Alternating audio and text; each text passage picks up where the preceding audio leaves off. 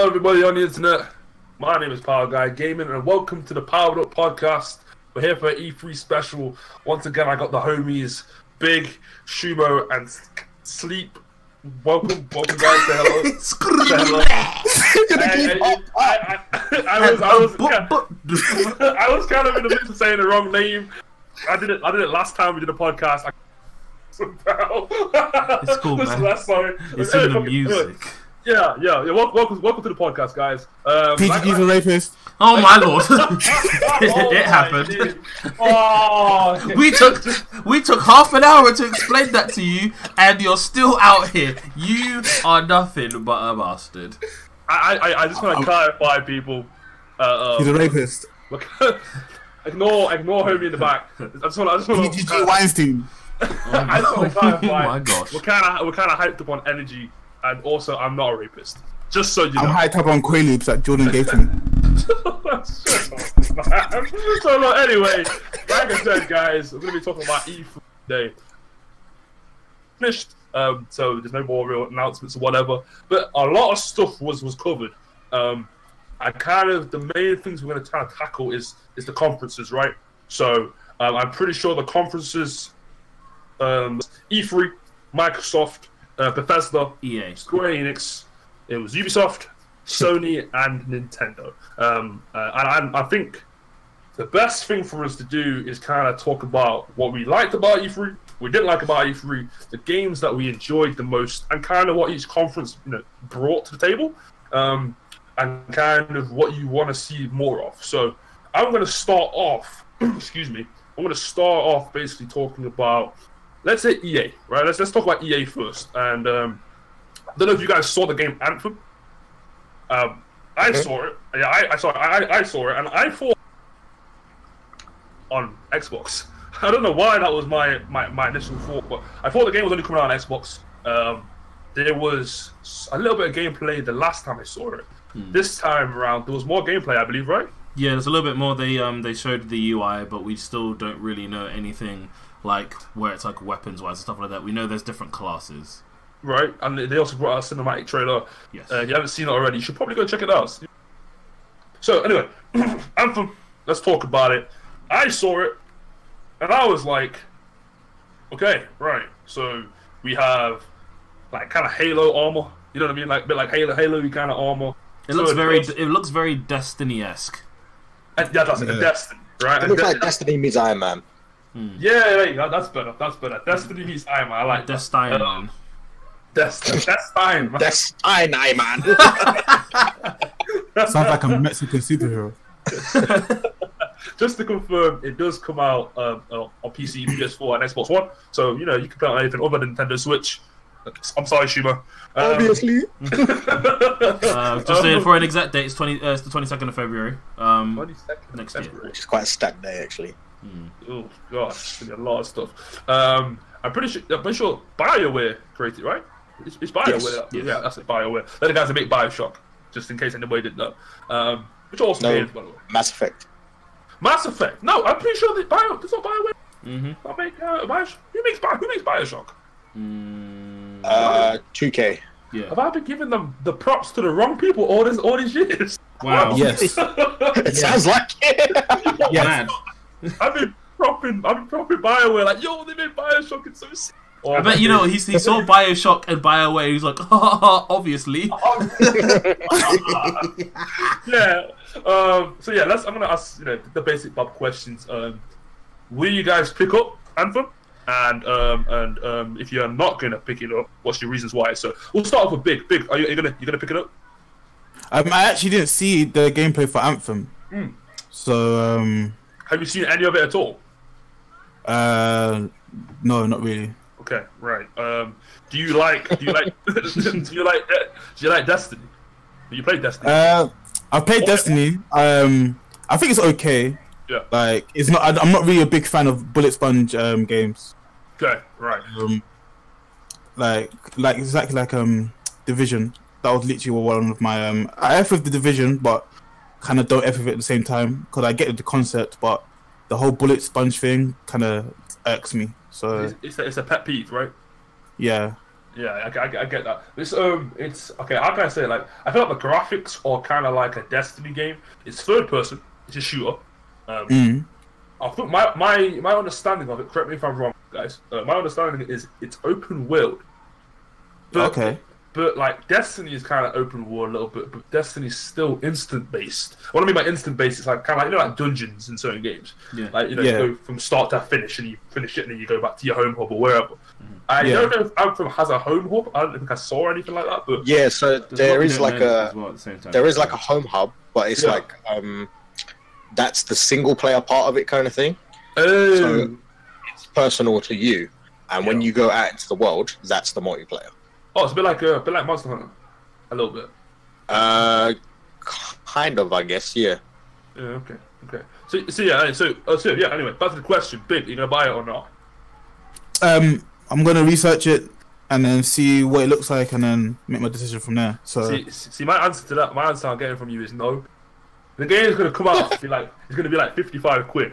It's gonna be a much over game. So come out on that day, right? No. You haven't seen it already. I don't think you'll be getting it. No, that's £55. And that's just a normal edition. Don't worry about the collectors and the gold and the unique edition. What about you, Shuma? You think you're gonna get it? So I was watching the demo a bit. I do like the look of it. I like the style of it. It looks cool, isn't it? But like Big was saying, I'm not the biggest fan of like bullet spongy games kind of thing. Although I'm really enjoying the Division at the moment. But it's not as bad as like Destiny, because I remember when I was playing Destiny, it was just a lot to like just kill out one enemy, right? Yeah. How can it take half a clip to kill someone? Like, that don't make no sense. They got that's more than half a clip. Yeah, the whole thing and then some. Yeah, like.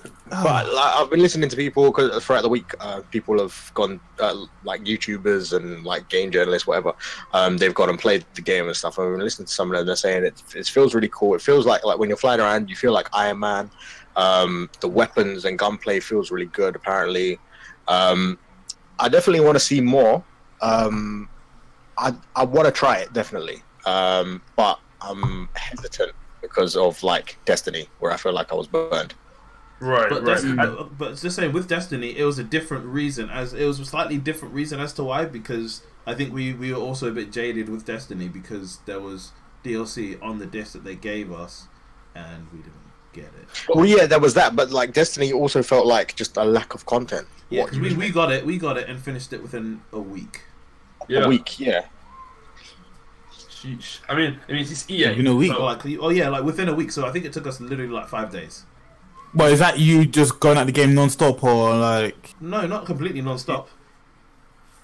I mean, we played it every day, but like not like banging it. Yeah, like Division. So not like how many hours you put in for Monster Hunter. Oh hell no.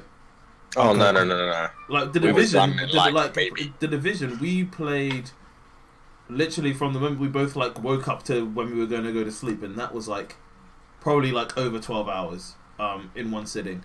I think that would have been like 2, maybe 3 days worth of Destiny. Yeah, the Division, I'm coming close up to like 30 hours, and there's still quite a bit to go. Well, with Destiny, did you guys ever play Destiny 2? No. Destiny 2 suffered from the same thing that Destiny 1 suffered, where the content is very, very lackluster. Unless you buy the DLC, right? Unless you buy all the stuff, yeah. It's like I don't see a point in buying the game and then waiting like a year until the game is finished. Some substantial stuff is actually out. Yeah. You know what it is? It's like buying a sandwich from a corner shop. Like, why would you do that to yourself? Raw. What? You sound like you've been jaded by the speakers. It sounds like he just went to the corner shop and bought a sandwich. No, but you know what I mean though. Like those corner shops that sell like sandwiches. Hey, there are people out there who know what I mean. I enjoy the sandwiches from corner shops, by the way, just so you know. Why would you buy sandwiches from a corner shop? What the hell? No, Peach enjoys sandwiches from a place called but savouries. What? That says enough. Hey, look. We're not talking about butt savouries. I'm no longer in North. Okay.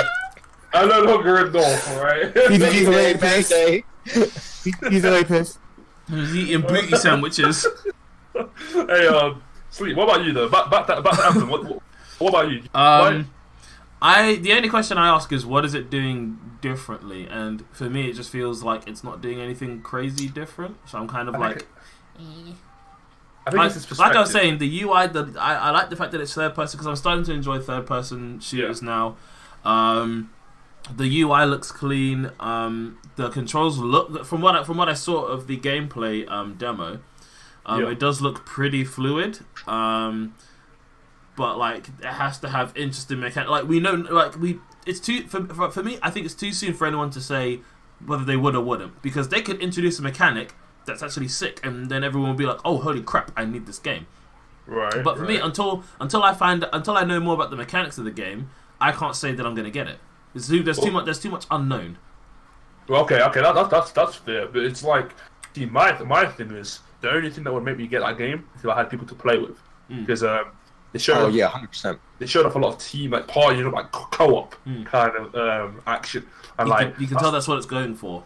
Yeah, you know what I mean. So that's the main seller for me. If there's a lot of online functionality, like I'll give you a good example, right, of bad online functionality. Destiny 2 comes out for the PC, and it has no voice chat. What? So what? And it has that even makes sense. And it has no looking for group chat. Now on PlayStation, you just invite people to a party. You click on the name, go onto the profile, that's it. On PC, when it comes to MMOs, the main thing is once you get to that high level, you start doing raids, dungeons, and whatnot. You need that little text box on the left of your screen where you type LFG, looking for a group. You know, I'm a level 20 raid or something like that, right? And looking for party members. PC did not have that, so their Bungie's excuse was, "Well, go ahead and use our Bungie." No, not Bungie's excuse. Sorry. It is Bungie. Go use Bungie. Bungie. Whatever it is. Silence to the forums there. We have a looking for group forum there. Use that. So the in-game functionality didn't have the basic bubs. I think they patched it now, but when it first released, it didn't have those things. And if a game, for me to buy a party up kind of team co-op game, it's got to have the co-op features. Because say you haven't got your squad out tonight to do a mission, but you still want to get the gear, you're going to want to be able to play with other people, right? So if it can nail down those kind of party aspects, it's not too pay to win, like, because it's EA. So it should be good. It should be good. So anyway, that's I want to move on to Big's favorite game, Battlefield. Sorry, real quick question. Yeah. Because they didn't say during the conference, is it Battlefield 5 or V? It's both. 5. Well, Battlefield 5. Everyone's saying Some people 5. People can say V. Because like Shima was saying, the time that it relates is V for victory. Yeah. So they both make sense. I was like, hold on, which one is it though? Because I'm pretty sure they haven't actually said what it is. I think it's just on the interpretation of the person and themselves. So some people call it 5, some people call it V. I call it 5 at times. I think it's probably V because V makes sense. Well, like I was saying before, like the 5 aspect just doesn't make sense to me unless I've completely missed something. Yeah, this is not the 5th like mainline game. Yeah, it's the 6th.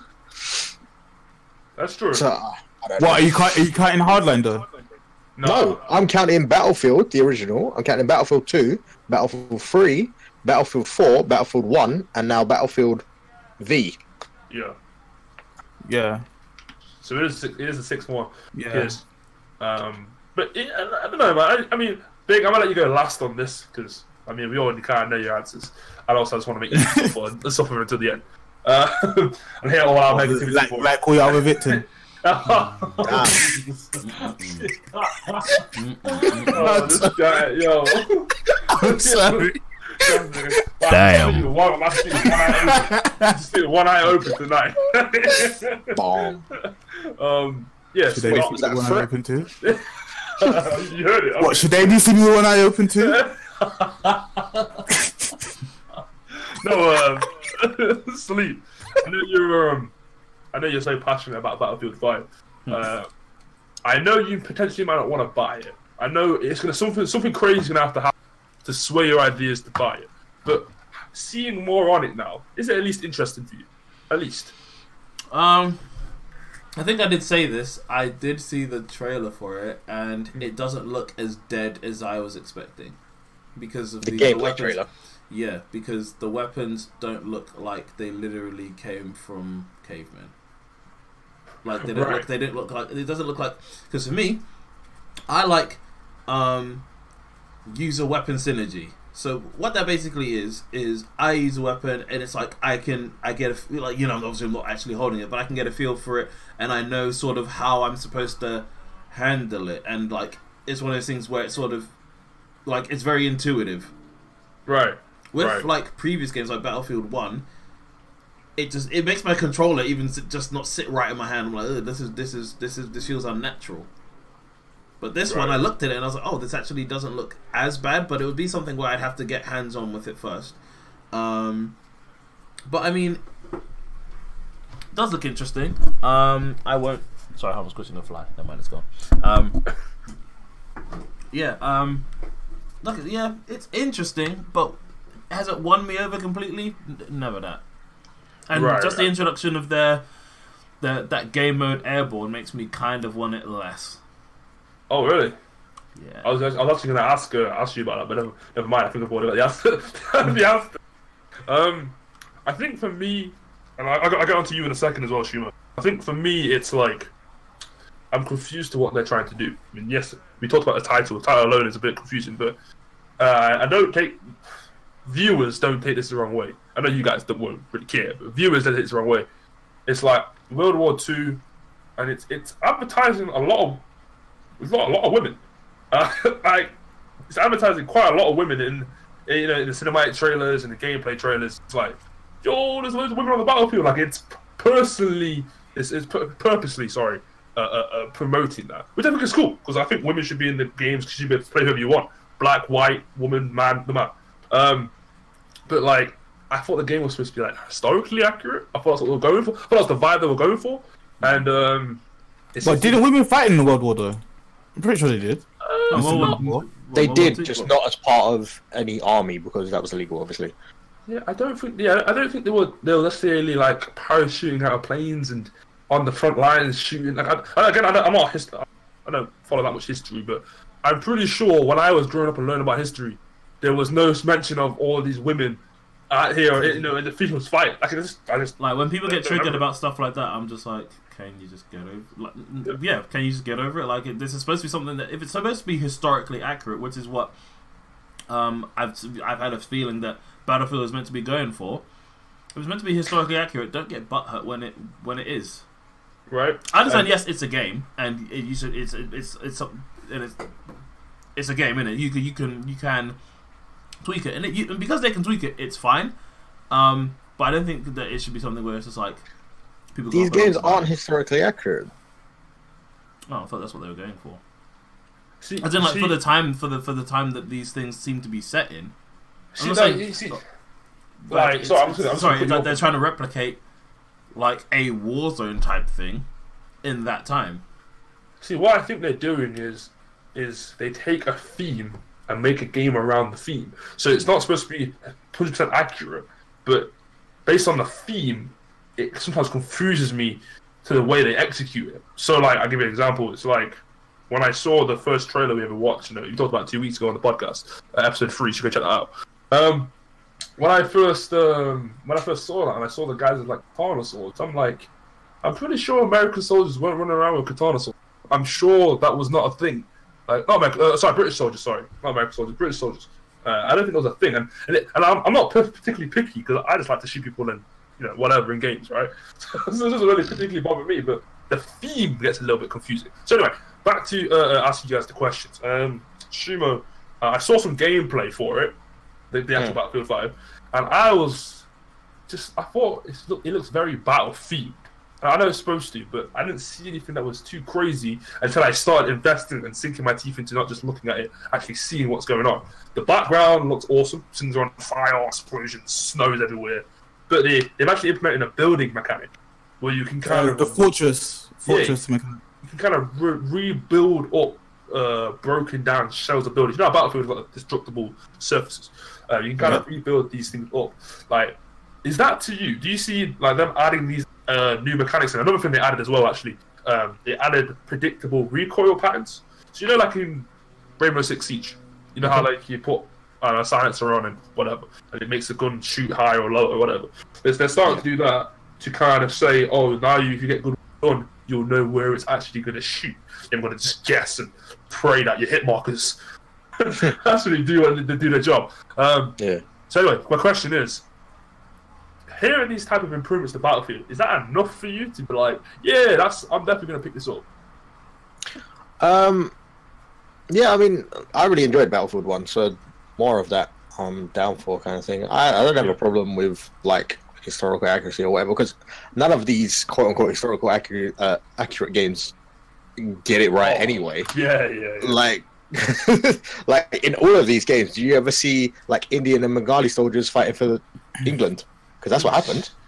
My great-grandfather was fought for the British Army in one of the wars. Yeah. You don't see none of that in there. Like I said, like, women weren't part of the armies, but I'm sure women fought. Yeah, like, there's actually squadrons, I think. Yeah, like, they just weren't in the army because it was illegal. Right.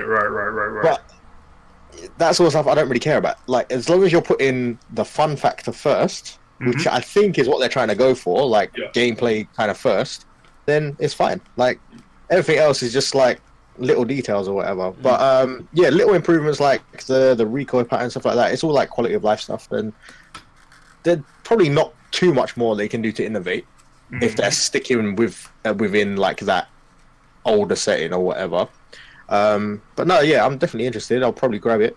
They got a Royale mode coming too as well, which they didn't really go into. But yeah, I'm gassed for that still. I can't lie. I want to see more footage on that. TJ Carlin, another one. I saw a joke. I saw a meme on the internet about FIFA Royale, and it was like a mod where it put like 100 players on the pitch. I was just dying with laughter. I was like, "Jeez, every game's gonna have one." Last question to you, Big, on Battlefield is obviously they announced or they showcased before, but they really showed a bit of gameplay for that new game mode. You know, the airplanes one. I think what it's called. Airborne, you said, right? Airborne. That's Airborne, yeah. And that's basically like an attack and defend kind of thing. You know, you parachute in, you drop, you're ready, you run up, and you've got to like kind of like a rush game mode, but it involves a lot of planes. I know, obviously, you're gonna pick it up. Yeah, that's probably if you've got that bread, you're probably gonna pre-order that shit and all that good stuff. I know, but with these new game modes, it seems to me that they're probably gonna trump some of the old ones. So you'll still have like a team deathmatch game mode, but you still have conquest.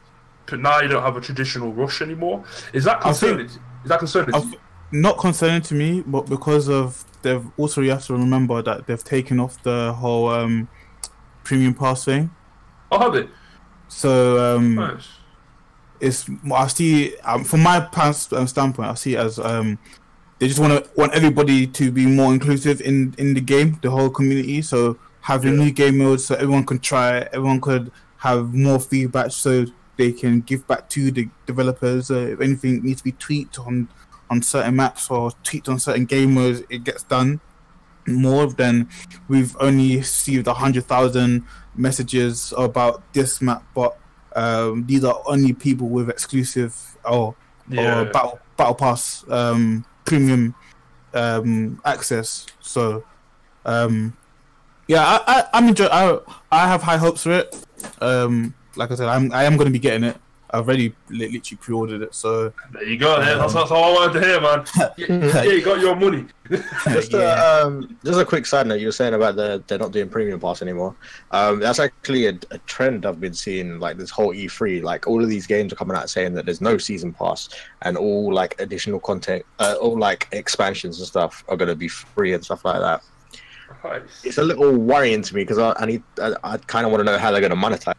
But one thing I saw yesterday was that Call of Duty is sticking with its season pass, but so far it looks like the only way that you can get it is their Pro Edition, which is like their $100 or $150 edition or whatever. And they've made like they haven't made it clear that you can buy the season pass separately. So as it stands, the only way to get the season pass is if you pre-order their most expensive edition. I thought that was quite Activision-y. Activision-y, I like it. Yeah, so that comes out, I believe it's the 19th of October? Yeah, 19th of October. Yeah, 1 week after Black Ops. Yeah, this year, baby, this year. I'm going to go on to, I don't know if you guys played a game called Command and Conquer before. Mobile games, basically, mobile games. Command and Conquer have basically made a mobile game called Command and Conquer Rivals, right? I played the old Command and Conquer 3. I enjoy strategy games. I'm a fan of strategy games, so it's definitely a plus for me. But I'm not going to spend too much time on this because we don't really rate mobile games that great. But here's the thing. No, hit me up because, like we all know, I shit on mobile games at any opportunity. And I'll do it happily, and I do it in the face of mobile gamers. I don't care. I'll be like, your platform is whack. But like me and Shuma were discussing, strategy games are always the ones that seem the best on phones.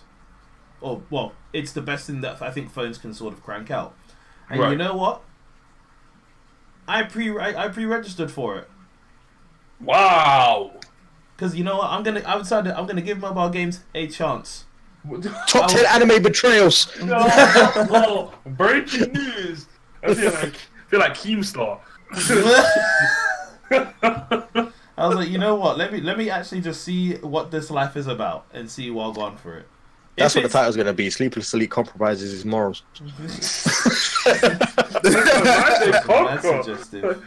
Command and Conquer, like, other than Sleep, is anybody even bothered about Command and Conquer? Because I think Command and Conquer is pretty much done now.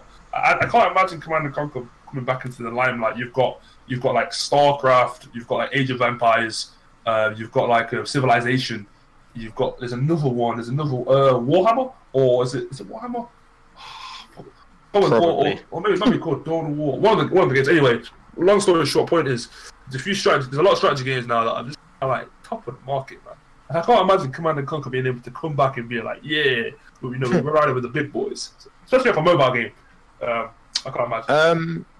I'm not personally a big fan of strategy games, but I do feel like it fits on the platform kind of thing. Like most games for me don't work on mobile because you need tactile controls. Yeah. But things like turn-based games and like strategy games is fine for it because you don't really need to. Like, if you've got a touchscreen, it's fine because you don't really need like dexterity for it, kind of thing. Yeah. I mean, it looks fine, I guess. I'm sure it will have its audience. I'm not interested in it, and they spent way too long on it in the conference. Did they? Yeah, I left and came back, and I was like, "Right, they're still going on about it." Like, okay. Yeah, they were on it for like 15, 20 minutes. I was just like, really? Just so you know, they announced it's going to be a free play, and that it's going to be on both Android and iOS. So shout outs to all the iPhone and Android fellas. I'm an Android guy myself. And you can actually. I thought you were going to say you was a Windows guy. A lie? I had a Windows phone. Never again. Let's say that. Never again. And the pre-alpha version is actually available for you to play right now. Apparently. I'll check it out maybe one day, see if it's any good. Big, are you gonna try out Command and Conquer? Are you a fan of strategy games? That's enough. That's cool. It's fine. It's fine. Wrap it up. That's okay. That's Powered Up Podcast, guys. See you later. We'll move on to something else that's a bit more intriguing. Sports. Yeah, obviously they're a big guy for big team for sports, right? They obviously FIFA 19. We got Madden. I got NBA Live. And I'm a big basketball fan, so NBA Live piqued my interest. Big, I know you're a big football fan, so I know FIFA 19 definitely piqued your interest. So shout outs to you, by the way, on the 1K on your FIFA. 1.3. Let's cheers. not. 1.3. Sorry, my bad. Haters gonna hate. It's cool. And Madden. Liars gonna lie. So, people, if you are listening and you do get a chance, watch Big Imperial's feature streams. Most of the time, they're funny and legit. They're pretty good. Wow. They're pretty good. I've been dealing with you quite a bit. But that's a fact, though. So yeah, Madden 19 as well. Just to kind of show you guys in order the importance of these games. FIFA 19 official trailer, reveal trailer, sorry, is on 5.9 million. Madden's is on 1.1 million, and NBA Live is on 406k. So wow. Wow. But if it was 2K19, then I'll get it. But that's true. I mean, NBA Live NBA is Live. a different company. You're right, right? Is it? Yeah. That's 2K that makes that. Don't worry about it, Big. I said that BioWare made Big's BioShock. completely been bamboozled. he's looking at the screen right now. We're like, what? This wasn't EA, but they make FIFA. Yeah, I can't lie. Sleepless has it down to a T. No, it's Take-Two is the publisher. What's the publisher? Take-Two. So they put out GTA as well. You know what? Big probably thought that Pro Evo and NBA and 2K were the same people because of the opposites. Wow. People are like, right, okay. Clearly, them lot are better at basketball, and EA's better at football. Mad. Wow. You know what I'll say about the sports games though? I feel like they didn't make much of a fuss about FIFA this year. Like every year they kind of have like a big present. What the hell? They usually have like quite a big Portuguese, and they're like, oh, golazo. Wow, that's they usually have quite a big like segment on it. I know, like one year they brought out Pele to talk about one of the FIFAs, and yeah, so they brought out like these two people to just talk about. They spoke about FIFA 18 quite a lot actually, which I found quite weird. They also for a limited time they gave away FIFA 18 for free, like their free trial period where you could play the whole game for I think it was like a week period or the weekend or something like that. And yeah, they only like mentioned FIFA 19 quite briefly, which is why I'm a bit confused. But I think they'll probably focus it more on after the World Cup, but that's just my speculation on that.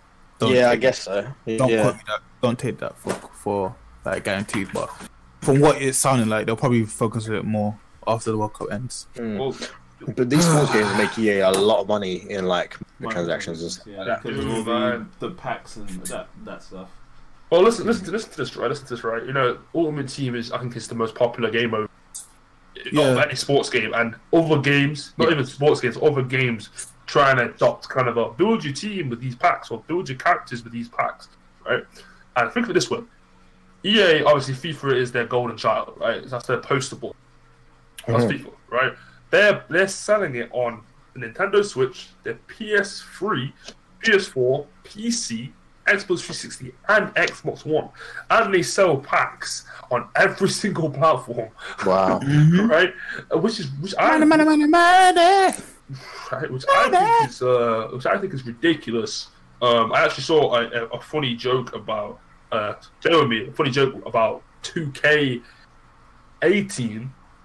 on the PS3, and basically what they do, they put it in the store, but the screenshots and the videos and the trailers are on the generation up, so they sell a false idea what the game looks like. And I think FIFA did the same thing too with with theirs. They will say, "Oh yeah, FIFA 18 looks like this on the PS3 and the Xbox One and the Switch," but it actually doesn't. It's looking like the PS4 graphics. So I think FIFA is probably the game that's just gonna blow the other ones out of the water. Madden, I mean, I don't really follow American football anymore. I used to follow them quite a bit, but not anymore. And like the Madden games, they get more technical, more complicated every single time, and that turns me off when it comes to sports games, because I like the arcadey kind of you know, oh, I pass it up here and I can sprint to it, and I haven't got to hold 3 buttons to jockey. It's just or there's a way for you to turn it into the keeper, so you can actually defend properly when the shot goes. I'm like, yo, what happened to the days when the AI was just... I miss the street games. I wish they'd bring them back. FIFA Street. The FIFA was it the second one? FIFA Street 2. Oh, that was my game. Right. Yeah, I don't know what happened with FIFA Street 3. That was kind of weird. No, it made it hella cartoony for some reason. Like stretched everybody out. Well, Peter Crouch looked like one crackhead on steroids. Remember, like, everyone looked like Kevin Durant. You know, like skinny, slanky, and like noodly. Everyone, like, for some reason, I don't know why. Everyone looked like you look like an actual wet noodle. right. Yeah. So I think the one thing that intrigues me about FIFA, the one thing I like about FIFA, what sports games in general. I'm not the biggest sports fan, but it's the ability to play like the one character and have your friends join in and everybody plays their own character, right? That to me is so fun. I think they call it pro clubs. Yeah, that pro to me clubs. is so fun, and that is the only game where I think that would entice me to to get FIFA 19. If somebody said to me, "Yo, Power Guy, I'm thinking about making a team. There's like 7 of us. You want to be you want to be the 8th man?" I'll be like, "Yo, when the game goes on sale, because I ain't trying to spend that much bread." Then yeah, let me hop in. Yeah. So anyway, question time. Big, quick fire round for you. You're buying FIFA 19. We know this already. Are you buying Madden? No. Are you buying NBA Live? No. And when you buy FIFA, what edition are you gonna get? Just the normal one. Or I just get the normal edition really. Well, because I don't know if because normally the editions are for those who really play Ultimate Team, right. And I don't play Ultimate Team like that. I'm not a big fan of Ultimate Team. So, for example, this year's will be the Ronaldo edition. Right. Words.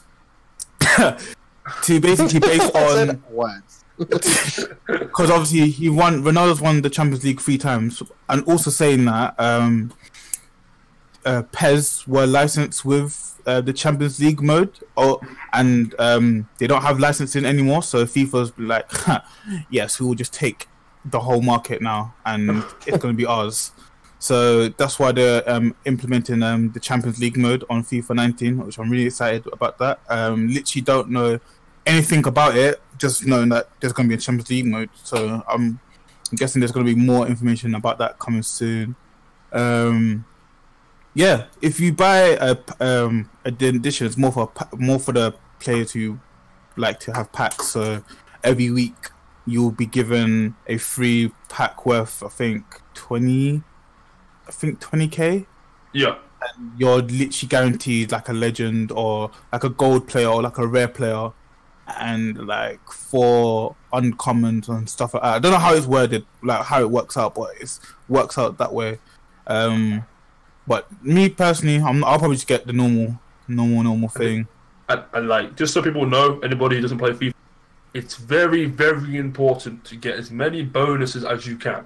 If you can get a gold, diamond, amethyst, whatever version of a player, right? Whatever version of it is, you need them.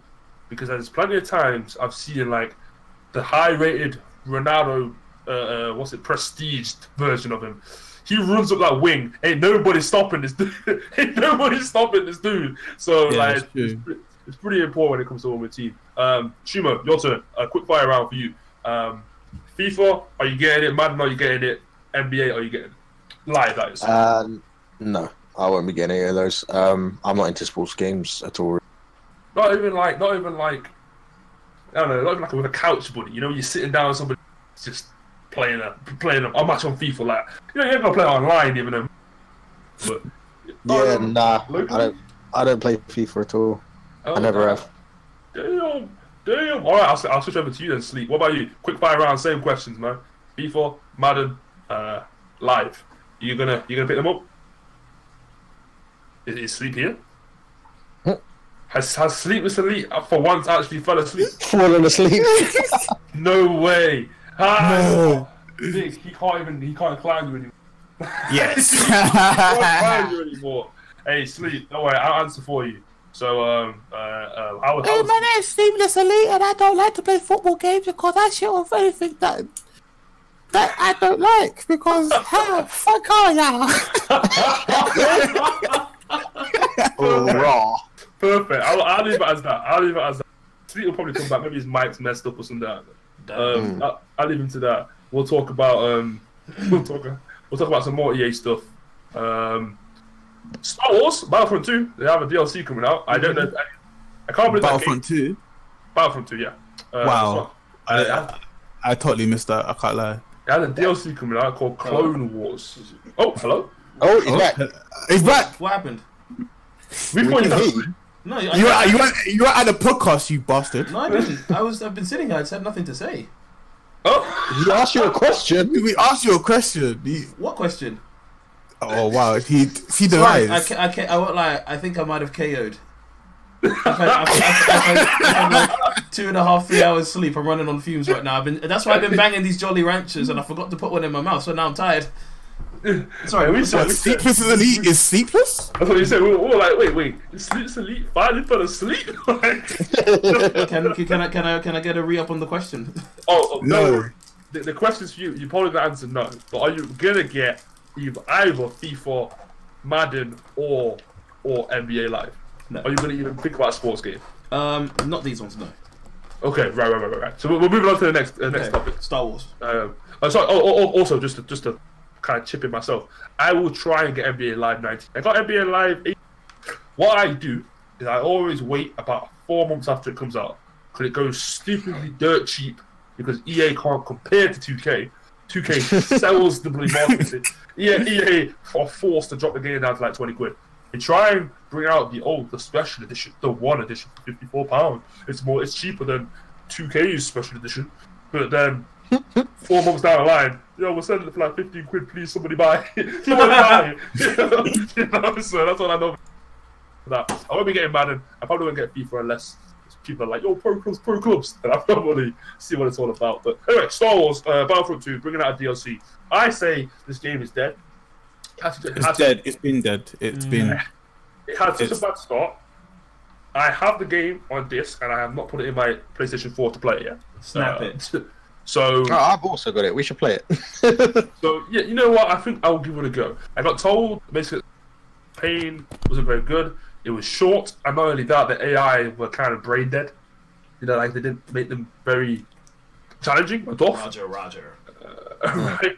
So there was that, and obviously with the whole microtransactions and the locked characters and that crap that EA decided to try and pull off. Now then, saying that though, they could do a For Honor. For Honor started off losing about, I think it was 60 or 80% of their player base, to actually now bringing out a new race of characters. So that means they were able to flip it on its head from a game that pretty much is dead in the water to a game that now is striving and actually working. Can Battlefront 2 do this with the Clone Wars DLC? What do you think? No. You think you can, No. No. No. No. Shima, what about you? What do you think? When they came out, I was surprised actually how like frank they were about like how they fucked up and stuff. Yeah. I think it's a bit too far gone for this one because it just left such a bad taste in everyone's mouth. Yeah. But the franchise could still like do well, like Battlefront as a franchise. So like the next Battlefront, as long as they do the right thing, I think they could be all right. I do want to check out this Clone Wars. Right. Like I said, I got it. I bought it pre-owned. There was no way I was buying it new from anywhere. Fuck you, not getting none of my money for all that bullshit. But yeah, like you, I'm yet to actually play it. I did enjoy the beta a lot when it was beta time, so I am going to give it a good go eventually. And yeah, I mean, it's good to see that they're still supporting it. Yeah, that's true. Yeah, but no, yeah, God, carry on. Next one. And Sleep, are you gonna? Do you own Star Wars Battlefront 2? I own the first one. Do you don't own number 2, do you? No. So because of literally because I heard what they were doing and I was like, burn them all. in that case, then I'll pretty much classify it as a no. This game, like, they should just put this game in a bag, tie some bricks to it, drop it in the nearest river, and then move on to the next one. Because they can make another one. Yikes! I was gonna say a dark joke, but I'm not gonna say it. Leave it until we're off the it.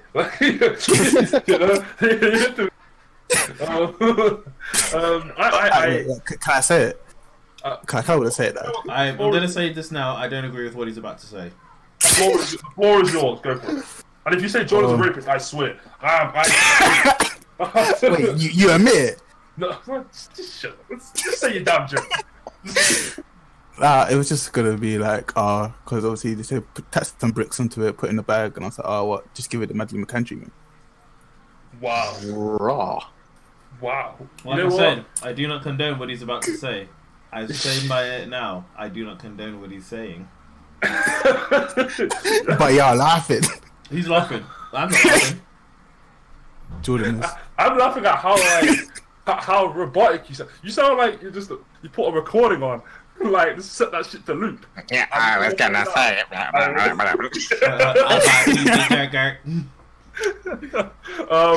Insert laughter.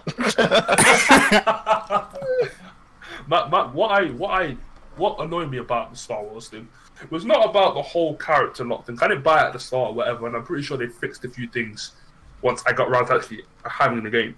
What frustrated me is that it's the title of the game and the disrespect you're putting to the reputation of the title of the game. The game is Star Wars Battlefront 2. The Star Wars Battlefront 2 that I know for the PS2 and I think it was Xbox as well, the Xbox original, on PC was so good. God tier multiplayer game. You know what I mean? There's everything so right. Like I got to play that game locally, split screen, and I actually had the feature to play it online on the PC as well. One of the servers was still open, whatever. And like that game it's had so much availability in it. So when I see Star Wars Battlefront 2 come out, 5+ years later, 10 years later, I don't know, whatever. X amount of years later on the next gen, I'm like, yo, this is gonna be fire. And then they do that, and I'm like, not only did you make a bad game, not only did you make a good game seem very, very bad, but you put the reputation of another game to it. And that just destroyed me. I was like, you know what? I've got this game, but what's the point of me even putting it in my district? How am I going to enjoy it? So that's kind of my thing with Star Wars Battlefront 2. I know Star Wars got another game, Jedi Fallen Order. I don't know what that's all about. I don't know anything about that, so I can't really. Right, yeah. So Jedi Fallen made Titanfall. Sorry. Yeah, that's what I was gonna say. It's made by Respawn, the guys who make Titanfall. It's called Jedi Fallen Order, which is set between episodes 3 and 4, and it's coming holiday 2019. Yeah, Christmas stuff. Oh wait, that's up. Wait a minute. Yeah, it's next year. Right. Oh, all right. Christmas in 2 years. Right. I'm going to talk about some indie games. I got 2 listed here. Unravel 2 is the first one, and Sea of Solitude. Now, I looked at Sea of Solitude. Wavy. And it looks. I was going to say it's one of those games that look unique and beautiful. A bit like Journey, or a bit like if you ever played the game Limbo or Inside. It's like or Little Nightmares. You know. I know Little Nightmares. Yeah. Children. One of those games where it's not necessarily all the games, amazing, it's thickest graphics. But it's the soundtrack. It's kind of like a tranquil feel. I don't know how to really explain it. It's just one of those games that are fire and definitely are under the radar, and the price is right for you to buy it. You know what I mean? I'll disagree with you there. I don't think they're so much under the radar, because the thing is, with a lot of indie games, so with a lot of AAA games, they focus a lot on. Sometimes they can just they can take something and recycle it, repackage it, and people will buy it. Whereas this has a lot of it focuses more on the things they wouldn't focus on. So like the actual, for making it actually look artsy. Okay. Whereas Call of Duty obviously looks very photorealistic and looks like a Call of Duty game. Like the indie games tend to be very, very pretty looking. Sometimes they're very minimalistic or whatever, but there's still power in the minimalism. See, this is the thing though. It's like I see that under the radar because nobody really hears of the game unless somebody else tells you, or you go searching for it. Like take Unravel for example. I wanted to get that game because I'm a big fan of the platform. It's 2D kind of just indie games. I love Limbo. I love Inside. I like Little Nightmares even though it's 3D, but you get the point. But the idea was it's kind of like no one really even knew what Unravel was. But it's awesome to know that it got a number 2. So even though many people probably wouldn't know that this puzzle game was out, puzzle platformer game was out, called Unravel, where you play like a ball of yarn, basically into like unraveled into a character, and you're running around and stuff. Like that game got number 2. That means the first game did good enough. The front of the hit stores to get a number 2. Yeah, Unravel did quite well, like critically and I guess like economically for them. So it's good to see them like continue to support it. Like the big publishers, when they go for like their like indie games, which they've been starting to do more and more in recent years, they're usually pretty good games. Like I know Ubisoft does it, and even EA themselves, they just did A Way Out, which was really good. Me and Sleep played that together. Bang bang, go check it out. Plug. To the playlist. I've not actually played A Way Out yet, so that's something I definitely gotta check out. Also watch Big's gameplay on it too. The ending is fire. Who did you play with, Big? Leo. No, Right. Who did you play No, with? who did you play it with? Oh, I played with my boy, Legendary Shonin. And what a legend he is!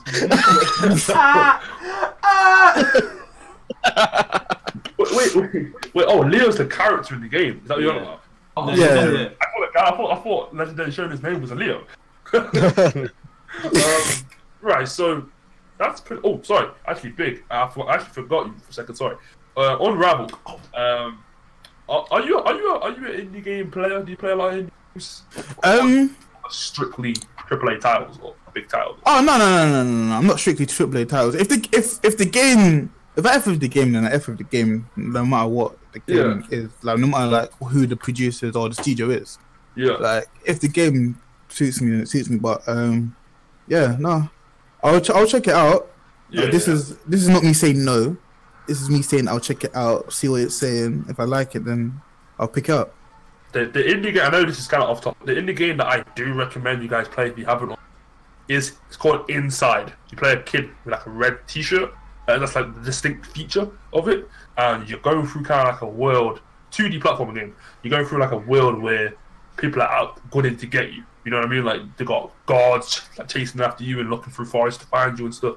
Like that game, maybe by the same people who made Limbo. Wait, what did the kid do though? You already find out. It's not. There's very minimal dialogue. If anything, there's not any at all. It's just it's just you, the kid, the environment, and the danger. And like, there's barely even any music, but it's so awesome. I played that game and beat it in 2 hours and like 50 minutes. I streamed it all the way through, and it came down to like £7 or something on sale. I recommend that game. It's so good, and it does so little but so much at the same time, if you get my point. And that's what I like about indie games, that they kind of you just hit those parts where you're like, whoa, yo, games are really awesome. Yeah, you like know, I'm thinking about doing having a day of where I play indie games when I'm like streaming and stuff, and actually having like a schedule of like, oh, in the middle of the week it's gonna be an indie game thing where I try and finish an indie game in one sitting. Well, there's a community where the community are really for just indie games. Like, Yeah. there's one indie game that I did play that I haven't finished that I actually really want to finish now that I'm thinking about it. I know Shuma's played it. Whether he's finished it or not, I don't know. But it's called Fury. Well, I ain't buying that. Damn. It's actually really good. It's like the art style is up my street because it's very 80s retro type stuff. Yeah. The soundtrack is quality. The mechanics of the game are really good. You know, basically, it's like a future Afro samurai. I'm not gonna. I'm going to be drawn to that. Afro samurai is the thing. If you haven't seen the anime and the movie, go watch it. It's sick. I have actually seen the anime. Not seen the movie. Okay, so that's pretty much EA, right? I'm gonna move on to Microsoft. There's a lot of Microsoft, so I want to kind of we'll try and dust through all of these. We'll just mention stuff, and I think it's a point where we should probably actually just say yay or nay. Right, yeah. Or nay. We're gonna kind of speed through. There are a few. Yeah, right. There are a few which I'm gonna try and elaborate a bit on more, but essentially on the Microsoft stuff, games which most people probably wouldn't have known are coming out. We've got a game that's called Captain Spirit. Yes, 100%. 100% day one. 9 days time, I am there. It's going to be on the channel. The Awesome Adventures of Captain Spirit. Made by the same people who did Life is Strange. I'm getting Yes. Yeah, it's free too. Ah, yes! There you go. See, there you go. Boom.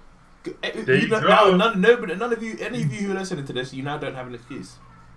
I recommend you guys, if you haven't played Life is Strange, to give it a go. It's very slow, but it gets awesome, twisted, weird, cool. It's very, very slow though. So if you're into those decision-making, like telltale kind of games, if you're into them, Life is Strange is awesome. I have high hopes that the awesome development of Captain Spirit. Quick sign note. Telltale did mention that there's going to be a new Walking Dead. Yeah, we'll get to that. Season 4. Overkill, right? No. No. There's an actual Telltale like episode 4 coming out, and it comes out on the 26th of August. Yeah, and then they're changing the mechanics of it, so they're putting in more unscripted fight scenes. Yeah. So obviously you get more. If you want to beat up my man with a wrench, you can. You don't have to actually just go around and say, "Oh, there's a wrench that appears to be on the floor. I'm gonna go pick it up." And yeah. So sorry about that. Literally just popped into me where you said Telltale. It's cool. I'm a big fan of Telltale, and like I said later on, that will definitely be something I'm going to bring to my channel. I've played all of them, but I'm going to bring it to the channel anyway, just because I want to share it with my viewers, right? Next up is Battletoads. Now, when I saw this, I was kind of like, they're bringing a lot of hype. They got all this comic book kind of vibe going on with this introduction of the game. I don't think they showed any gameplay. No. I like Battletoads. It's a hard game. Getting it. But like, they seem to put a lot of hype to it. And if anyone hasn't played it, it's basically just like a beat 'em up game, like a side-scrolling kind of fire game. It was, I believe it was 3-player, or was it only 2-player? 3. It was 3 characters. It was 3-player and it's 3 characters. Yeah, and you're just toads that fight. Essentially, a bit like Streets of Rage. Or Final Fight, very similar. Hey or nay, guys? What do you think about Battletoads? Yes, I reckon it's going to be hype. It's going to be fun. Shima, what are you saying? Yeah, I would have liked to actually seen it, but yeah, Battletoads is cool. I'll give it a go. And Big? I don't have an Xbox. Oh, you don't. It's only on Xbox PC. But I'll watch y'all guys stream it. Nice. For us three, it's whether we're going to get it. For Big, it's whether he's going to watch. Hey, you definitely should. Yes. You definitely should. I'm expecting it to be. Oh, by the way, the game is hand drawn, so it's going to be a bit like Cuphead, hand drawn. And speaking of Cuphead, there's DLC coming. New bosses and a new character are coming in the spring of 2019. This is 2019. Very nice transition. It looks like Cuphead. Yeah, I don't know what her name is. What's her name? I don't know. She looks like a Cuphead. There's a character. She's a character. Cupelina. It's Legendary Chalice. Her name is. Mad. Or do you pronounce it Chalice? Or do you pronounce it Chalet? Is it Miss Chalet? Miss Chalice or Cuphead, Mugman, and the name was there. Introducing. Yeah, legendary. If you talents. guys could make your own Cuphead, what would it look like? It would look like Donkey Kong's face. Mine would be like a red solo cup, and he would just be drunk as fuck every time. You know,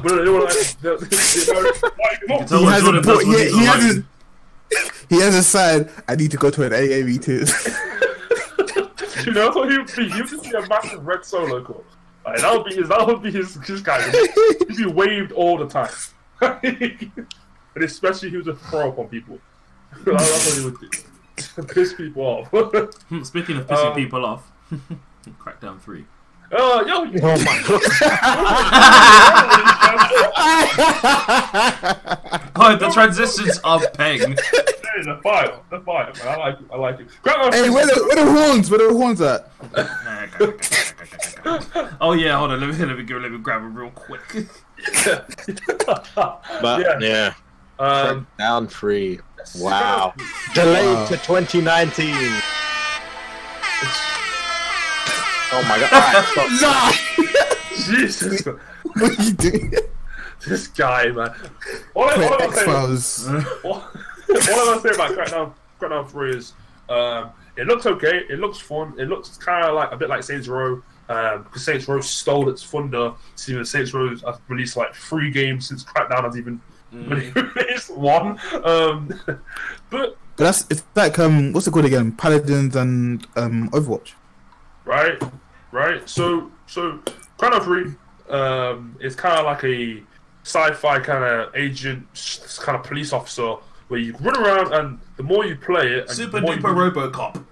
There you go, right? The more you play it, the more you do different things, your guy gets better. So, for example, if you keep beating people up with like melee attacks, your guy eventually, his physique gets bigger because he's using so much melee and he does more damage to melee. Same with guns, does it get better and okay, but wait, does it differ on what race the guy is beating up? What? No, it does not. However, I think in Crackdown 1 you could choose a different character. Like his face would be different. So when he transforms, he would look. So you could play a different race of a character, and he would look different based on, the character you choose. Right? I was coming across of like if the guy is just beating up like black people, does his armor get buffered more than if he's beat up a white person? Does he get a MAGA hat? Make America great again. Wow. Yeah. But yeah, I don't think he does. I reckon the game might be good. Even though it's been keeps getting pushed and pushed. I still think it has potential to do well, and it does look like it's good. Because we've seen some gameplay of it, we've seen more mechanics of it and stuff. At the actual E3 thing, I was expecting Terry Crews to actually be there, but I think even he knows this is probably not great to be a part of because it keeps getting pushed and everyone's getting a bit angry. This is the thing. Terry Crews saved it for me because in my head I saw it. I was like, this is looking a little bit like a Saints Row game. Even though Crackdown did it first, I know, but this is feeling like a bit like a Saints Row game, and the game isn't really offering too much that is new. And then Terry Crews started talking, and I was like, "Yo, I'm kind of feeling it." And then it really sunk me into the trailer. And in the trailer, the key things for me was the whole pick up agility orbs and your character transforms, or you shoot and your character transforms, or your car skill, your driving skill allows your car to transform. Like it was showing all this kind of cool stuff with a Terry Crews. I've played the previous ones, and I won't lie, it is very cool. And it's good fun. It's good fun. Yay or nay, guys? Yay. What about you, Shoobs? I'm not fussed, to be honest. I don't understand how this game hasn't been cancelled, because they've cancelled exclusive games that they have, which don't have as many problems as Crackdown 3 does. They must really want to push this. Yeah, you know what I mean? I think they really want to bring it out, and I think they don't want to do a situation where a game comes out early. It's so whack because it was supposed to come out like 4 months later, but it doesn't. There's one game that always comes to my mind when this happens, and it is Sonic the Hedgehog 2018, the one for Xbox 360, which is the 3D game. That game was supposed to come out like few months later on down the line, it was riddled with bugs, and it's been told to be the worst Sonic game ever. And now anybody. You said 2018? 2008. No, 2006, sorry. 2006 is actually the correct name. Oh, I know you're right. Yeah, Sonic, they call it Sonic 06. Yeah. And it was really, really bad, and now that game is just the staple of, oh, any bad Sonic game? Oh, it must be Sonic 06. Like, you know what I mean? Like, every game is like, oh, worse than this or worse than that. I don't think Crackdown want to do that. And the thing is, what I hope Crackdown do, and they haven't really announced it yet, is make it so it's what the multiplayer is going to be like. Now, you can make it cooperative, that is fun. But what are you going to add to the co-op to make it more exciting? Yeah. Because if you're just going to make it because it's 4-player, the only thing that's going to make it worth getting is because there's no more competition. Saints Row is a pretty much similar game, that's only 2-player. Agents of Mayhem is a pretty similar game, I think that's only single-player. So there's not another game that's 4-player co-op where you can run around, destroy things, power up, and all that type of stuff. So hopefully, fingers crossed, Crackdown 3 is good. What do you think, Shima? Not Shima, Big, sorry. Will you watch us play it? You're gonna watch? Oh, yeah. Microsoft stuff, right? No, I was gonna say, do you guys think them pushing it back is gonna have more of a hindrance on it? Because for me, for the final product of the game, no. When it comes to reputation, yes. I will say that, because for me, if you're taking longer to make the game, it means that we're obviously expecting a more complete game. And if you have to push it back, I'm like, you know what, fine, because you know what. How many years have they been making this game for now? They announced it in 2014. It was supposed to come out in 2016. It's now slated to come out in 2019. Let's see if that one comes out then. That's 5 years. Yeah. They must have really been wanting to add to this game. I don't know. Dude, seriously. Like, do you think it really takes 5 years for you guys to make a game? It'll definitely take me 5 years to make a game. You don't have a studio behind you, though. You don't have a studio like backing you. No, but they haven't. They've been working on it for longer than 5 years. Longer. That's what I mean. Yeah. The second Crackdown 2 was released, they would have had someone on their team or a small team working on it, whether it's just making concept ideas or whatever. They've been working on it for a while. Personally, I think the reason why it's getting pushed back so much is because they're trying to reach perfection. But I believe the title of the type of game it is, I don't think there's any perfection in it. Yeah, you know what I mean? it's one. Yeah, it might be a lost cause what they're doing. I think it might be a case of Microsoft has just invested too much into it, and they don't want to see no return. Right. But we'll only find out when it comes out. And moving on to the year that it actually comes out, Cyberpunk 2077, when Crackdown 3 will actually be released, full release and everything. This game looks fire. Oh, yes, it does. This game looks fire. I'm bullet fingers everywhere. This game looks fire, and I don't even put the need to horns say. on. Hey, slap the horns on. Slap on the horns. I don't think we need to say anything about it. We don't need to say nothing. We don't need to say nothing more about this. Cyberpunk 2077. We're all down for. Let's move on to the next game because we don't need to talk about it no more. We're all hyped for it. Let's go! I do want to add one thing, just to, if you don't know what it is. It's basically a sci-fi game. I think it's going to be an RPG. I don't know if it's going to have multiplayer. That hasn't been. Sorry. I think it's just single player. Sorry. Yeah. It's not going to feature any loot boxes or any incremental DLC. So I'm assuming after they finish releasing DLC, they're not going to be like, oh, we got another one in the works. Oh, we got another one in the works. Look. We're like freaking Destiny 2.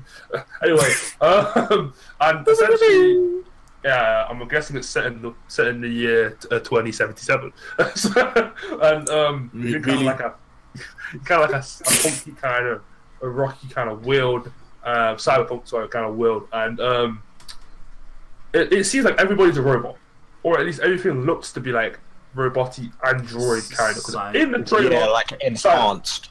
Right, yeah, right, because it seems like everybody's hooked up to something. Everybody's kind of connected to somebody, or there's like robots connected together or something. So it's very interesting. No gameplay has been shown to my knowledge, and that's pretty much it when it comes to Cyberpunk. Like you said, I'm pretty sure everybody can look into it being good. Whether it will be good, we'll have to see. Because I don't even know if it's person shooter. I don't know if it's a third-person shooter. FPS, I don't know if it's. So yeah, it's first-person shooter. There has been a gameplay demo behind closed doors, and from what people have been reporting, it looks like really, really good. Right. Bang. Okay. That's Next, awesome. DMC5. Yes. Devil May Cry for me. I'll go first. Devil May Cry for me is done. For me, I believe there's just so many Devil May Cries that Dante or whoever looks so different in every single one that when I stop playing after Devil May Cry 2, I have completely lost the story. Devil May Cry 2. I don't know where the hell we are now, right? One moment I see Dante with grey hair, then I see him with brown hair, but I'm pretty sure in the same game he has grey hair as well. So I'm like, what the hell is going on? Where are we? Let me break it down for you. Right, thank you. So, let's break it down. Sorry. DMC2 was I'm not sure where exactly in the timeline it is, but after DMC2 you had DMC3 was a prequel of when he was younger, Right. set before the first game, and then you had DMC4, which I could only assume to that point was the latest in the timeline. Yeah. And that focused on a different main character, Nero, who was, I believe, he's Virgil's son. So Dante would be his uncle. Yeah. Then Uncle they tried Dante. they tried to reboot the franchise as DMC, which is when you had the dark-haired guy, Yep. the dark-haired Dante, and we don't really talk about that game. I mean, it wasn't that bad, but it just didn't feel like Devil May Cry or whatever. I am so happy that Devil May Cry 5 is coming out, and it's back to like Dante and Nero and Virgil and like the regular timeline kind of thing. The good stuff. And it's the original, yeah, and it's the original people working on it. See, for me, Devil May Cry was like a game where Dante, or the main character, so the protagonist, is a badass. He's got them sick weapons. You're greedy. You're beating the crap out of these demons, devil, whatever. And he would say cheesy ass stuff. Like that was what that was my impression of 100%. The Devil May Cry game same as the Devil May Cry anime, or am I just tripping? Yes, yeah, it's the same. I didn't know Okay. they had an anime. That's pretty crazy. Yeah, the anime was pretty good. It was like 12, 13 episodes or whatever. Oh, but I said they were having sex and then man got eaten by some punani, bro. That's that's wild. Like literally, it sounds That's so how out you're of going context, out. but guys, it literally happened like that. Like That's how it you're was all going up out. in. You're going out. I prefer going out during sex. You know, can't lie. I can't lie. Hey or nay for Devil May Cry 5? I know, Sugar, you ain't gonna answer. We already know. Yeah, Big. What do you think? You're gonna pick it up? See what? Oh no, we can't. Are you gonna watch it? Are you gonna be interested? It's Yeah, fine. I'll watch It's it. coming out for PS4 too. Don't worry. Can't lie. It's coming out. If it's coming on PS4, then I'll watch. Well, I'll watch you guys stream it and play it, and then Right. I'll still make my decision on that afterwards. No, But yeah, Before I ask you, Sleep, can I just echo this idea? It's so amazing now that you don't even have to buy a game off the bat to see if it's good. You can watch somebody else play it, and there's so many people you can watch play. You can watch a pro person play it, somebody who's never ever seen Devil May Cry 4, somebody who lives that shit. And why would you? But the thing is, though, yes, and you can watch anyone. That's why you should watch all of us. I am Sleep Elite. We have Schumer, we have Bigger Hero, and we have Pal Guy Gaming. You should watch us play games. Why? Because we're your favourite streamers. Your mum said so. So, I mean, you might as well subscribe right now. Thank you. Yeah, this one to have an idea. So yeah, Sleep, are you gonna pick it up?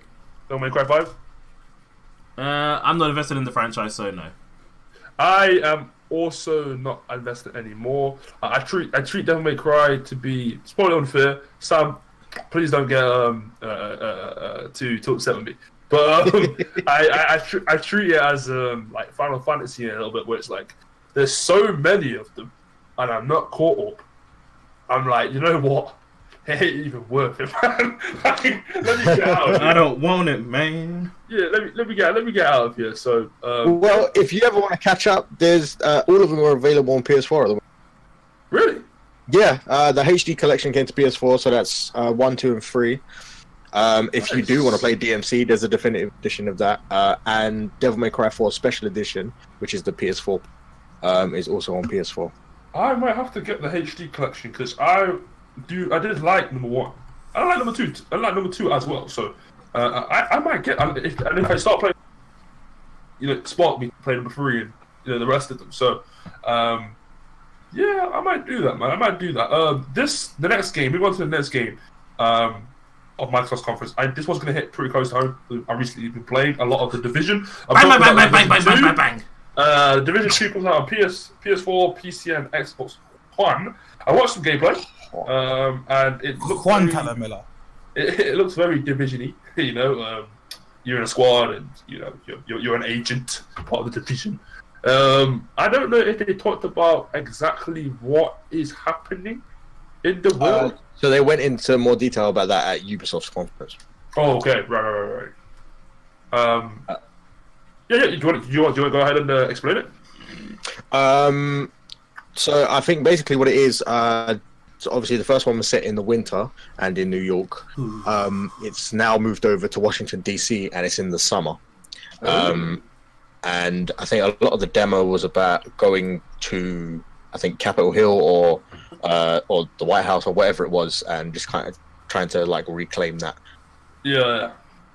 All right. I mean, it looks good. It looks like Division. It has the whole you're a squad and you have different enemy types and you have the elites and just the normal running around dudes. You throw grenades and all that good stuff. It's a Ubisoft kind of third-person shooting game. It's a Division game. So if anyone is looking to get into a third-person co-op shooter, by the way, I recommend the Division is probably a game for you. And the Division 2 looks like it's definitely going to reignite kind of the Division. I'm going to pick it up personally because I've been really enjoying the Division 1 recently. So yeah, I've been playing like Shimo and Sleep. So like we were saying before as well.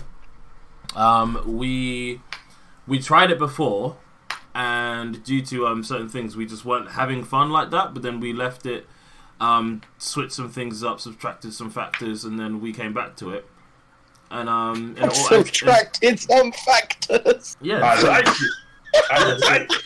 Yeah, we gave it some time, subtracted some factors, came back, and it all added up to a good experience. Then I think adding more people and multiplied that experience. So that is the Division. Bang! I just got all 4 of the things in. Oh, that was such a reach, and I don't care. It comes out on the 15th, 2019. I think there's I think there's a beta coming out soon. If you have Division 1, I think you can sign up for that. I don't know if you can. If you don't have it, I'm not too sure. But you can sign up anyway. Big, do you have the Division 1? I had the Division, sold it, but sold it? Yeah. I sold it. But I know you made no profit. I know you made no return. I know you made no return. CEX or Game or whoever the hell you sold it to. Ripped your I bought it pre-owned and I sold it pre-owned, so hey. It wasn't really caring about the return. It was just one of the games that at the time I wasn't really playing like that. Did you see Division 2? Yeah, I did. It looks dope. It kind of makes you want to go like buy another copy of the Division and play it again. So what I can say to you is that it looks somewhat similar, very similar. So if anybody had an issue with the gameplay mechanics of number 1, then I'm pretty sure you're gonna have a similar issue with Division 2. Even the stuff like the health bar and the UI, very, very similar. I didn't know this. We have armor now. Yeah. So like how the veterans and the elites have armor. Yeah. You yourself have an armor bar now. I think it's the kind of like broken into little chunks, isn't it? I think it was shown. Yeah. So I saw something like that. So it seems pretty good. I guess with being in a new town, because it was in Manhattan before, wasn't it? Yes, it was Manhattan. Yeah, Manhattan. Yeah, that's my guy. My guy, for real, my guy. I'll stamp you out with my Timbs, my guy. Don't play me. Almost sounded Irish. Oh, give it a morning to y'all. Stab it out with my Tims. No, Hey, sleep. Why don't you give us your Conor McGregor impression? You know what? I'm good.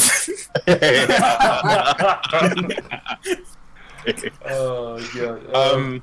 But yeah, division. So what I find quite interesting is You ain't gonna do nothing.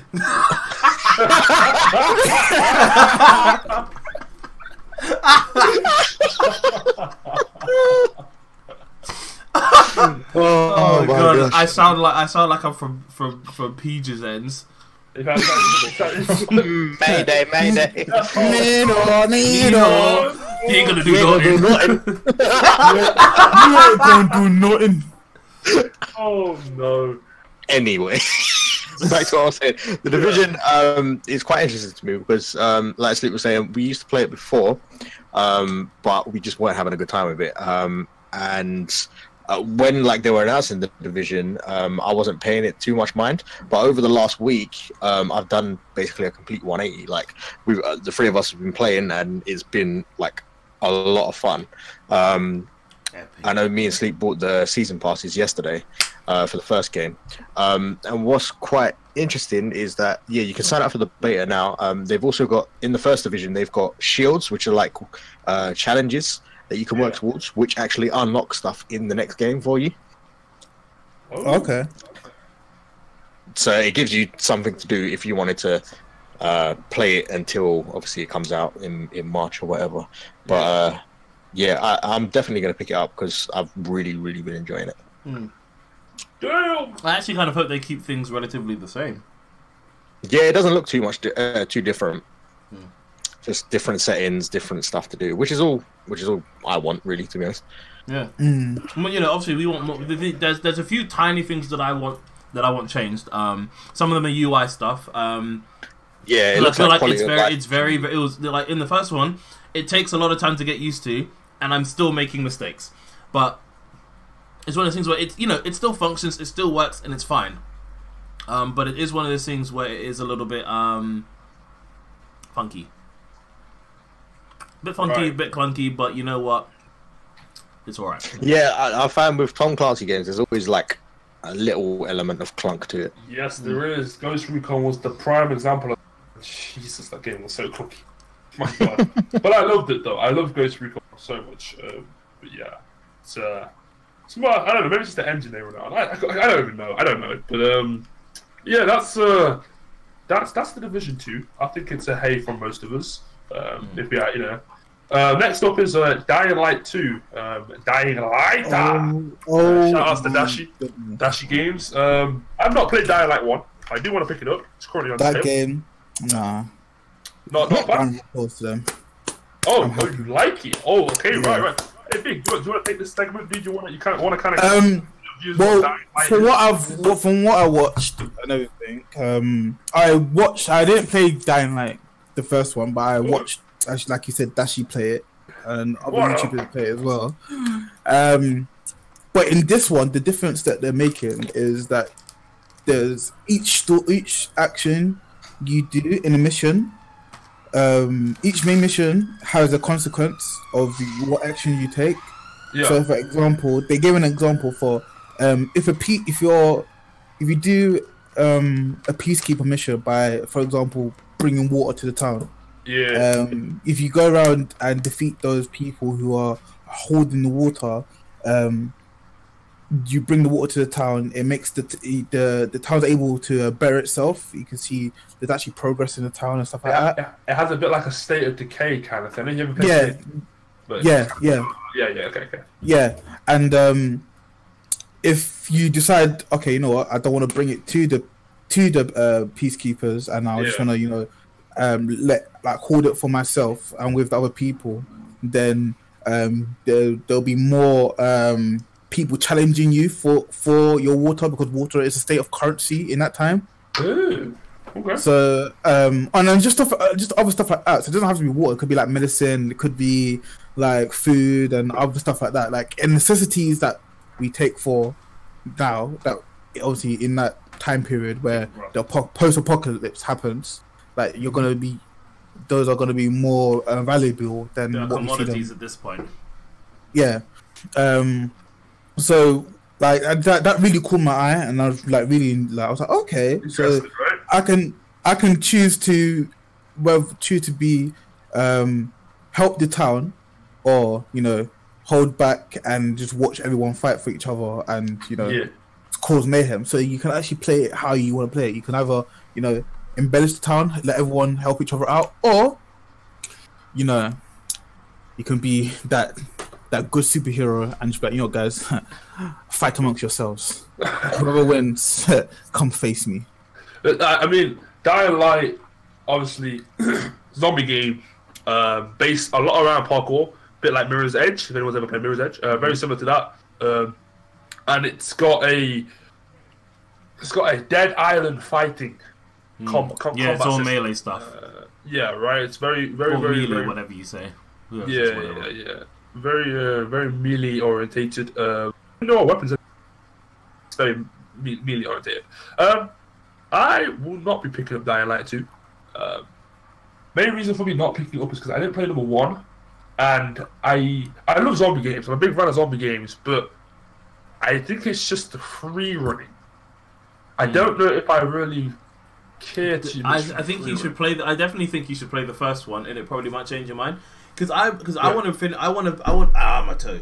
I do want to finish the first one. As do I, and it's another case of us needing to subtract some factors. So we can add to the fun, multiply some different factors, and then we can identify them burst. Yeah, then we can devise a plan, identify, and then burst. Yeah, but you should definitely give it a go, Peach. Give it a go with us because we're very close to the beginning. The movement is very fluid, very intuitive throughout the world. Like it is quite, and it's actually fun to do because you do have options of fighting, but you do prefer it is actually more fun to run. See, I think and you'll scream a little bit too. I always describe it as it's what Dead Island should have been. Yeah. Right. Okay. See, I such a dead thing. When it comes to the zombies, I'm always like, yes, like, dude, I gotta run away, but I'm such a big fan of like the idea of the zombies trapping you. I feel like in Dying Light, I can't see there being a way you can ever even. You definitely can. You definitely can. Oh no, it happens. You definitely die. Oh yeah, trust me. Like it's the fact of that because without. I mean, this is however many years down the line. This isn't exactly a spoiler, but there are things that will chase you that are as fast as you, and these things are computer programs, so they don't make mistakes. We do. So when you're running away from something, you're like, nah, I need this to be perfect. Otherwise, this thing is just gonna grip my batty. Nighttime on that game is peak. Yeah, I don't know how think you to play understand. cycle. Peck. Actually, peck. Like it's got me shook. Like I will sometimes want to wait till daytime. Yeah, so like the particular zombies that come out at night are so leng and just proper, like they're fast, they're strong, Proper everything. African You have to skank. run. You have to run as fast as That you will can. take your whole head off.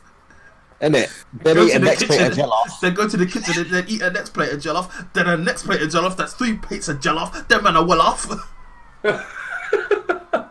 To all my Nigerians and Africans out here, please don't be offended by it. What do you mean? Sorry, John. Please Sorry, don't be- jollof. Please don't be offended. Enjoy your rice and ketchup in peace. Raw. And that cow bum soup. Hey,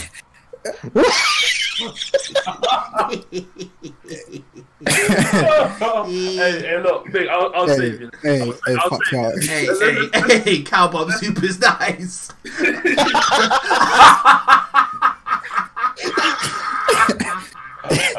Hey, fuck you. There ain't no cow bum soup. Sorry. What have you eaten it? I said it isn't. I said, oh wow. Damn. Jordan, PGG's a rapist. Wow. Big Imperial eats cow bum soup. That's a deflect of Yo, see how that fight or flight reaction. You know, fuck you. I'm taking some. I'm taking you with me. It's you, me, and my bowl of cow bum soup.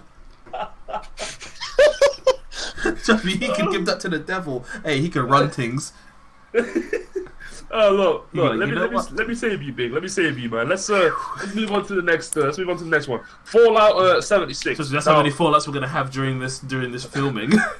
No, like I'm gonna kind of start speeding through some of these. Cause yeah, we did. Yeah, because I was gonna say a lot of these are stuff that we can literally glaze over.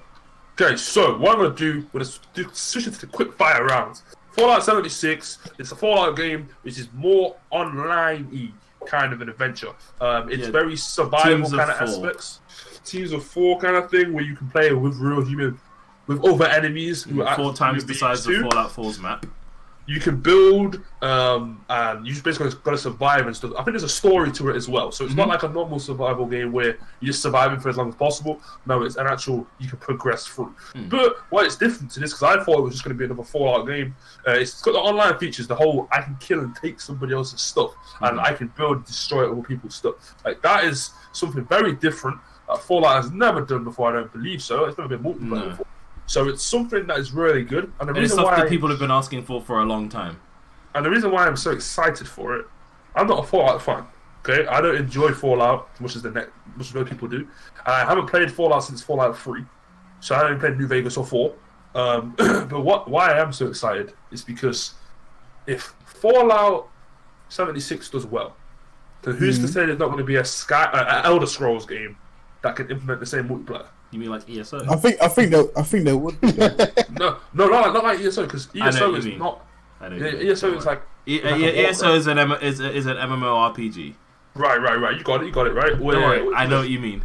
Yeah, right. So Fallout comes out on PC, PS4, Xbox One. Maybe but that's the thing. That might be what's happening. We don't know, because obviously Bethesda said that Elder Scrolls 6 is coming, but I think they did hint that it was going to be a single player thing. I don't think Elder Scrolls is ready to go online. Yeah, in terms of like their actual Elder Scrolls. Yeah, I know what you mean. I think it could. It's got a platform too. People would want it. Like if it was the same type of system as this, where it's you can go as a team and beat people up and take their stuff and whatever. That'd be cool. I personally think that it does have a platform to do that. It's got a chance to do that, and if it really wanted to, they've definitely got the resources, the resources, the team, and the funding to do so. Yeah, I think Fallout were like Bethesda. Sorry, were like, right. So we have Fallout. We have.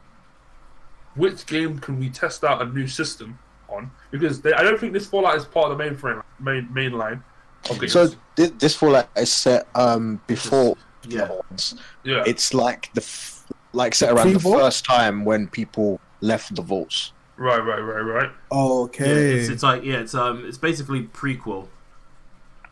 Essentially, it's yeah. And it's set in West Virginia, I think. I believe so. Mountain, take me home. But yeah, so the release date is just just above the horizon. It's coming out 4th of November this year. So just over the horizon. Speaking of horizons, Forza Horizon 4.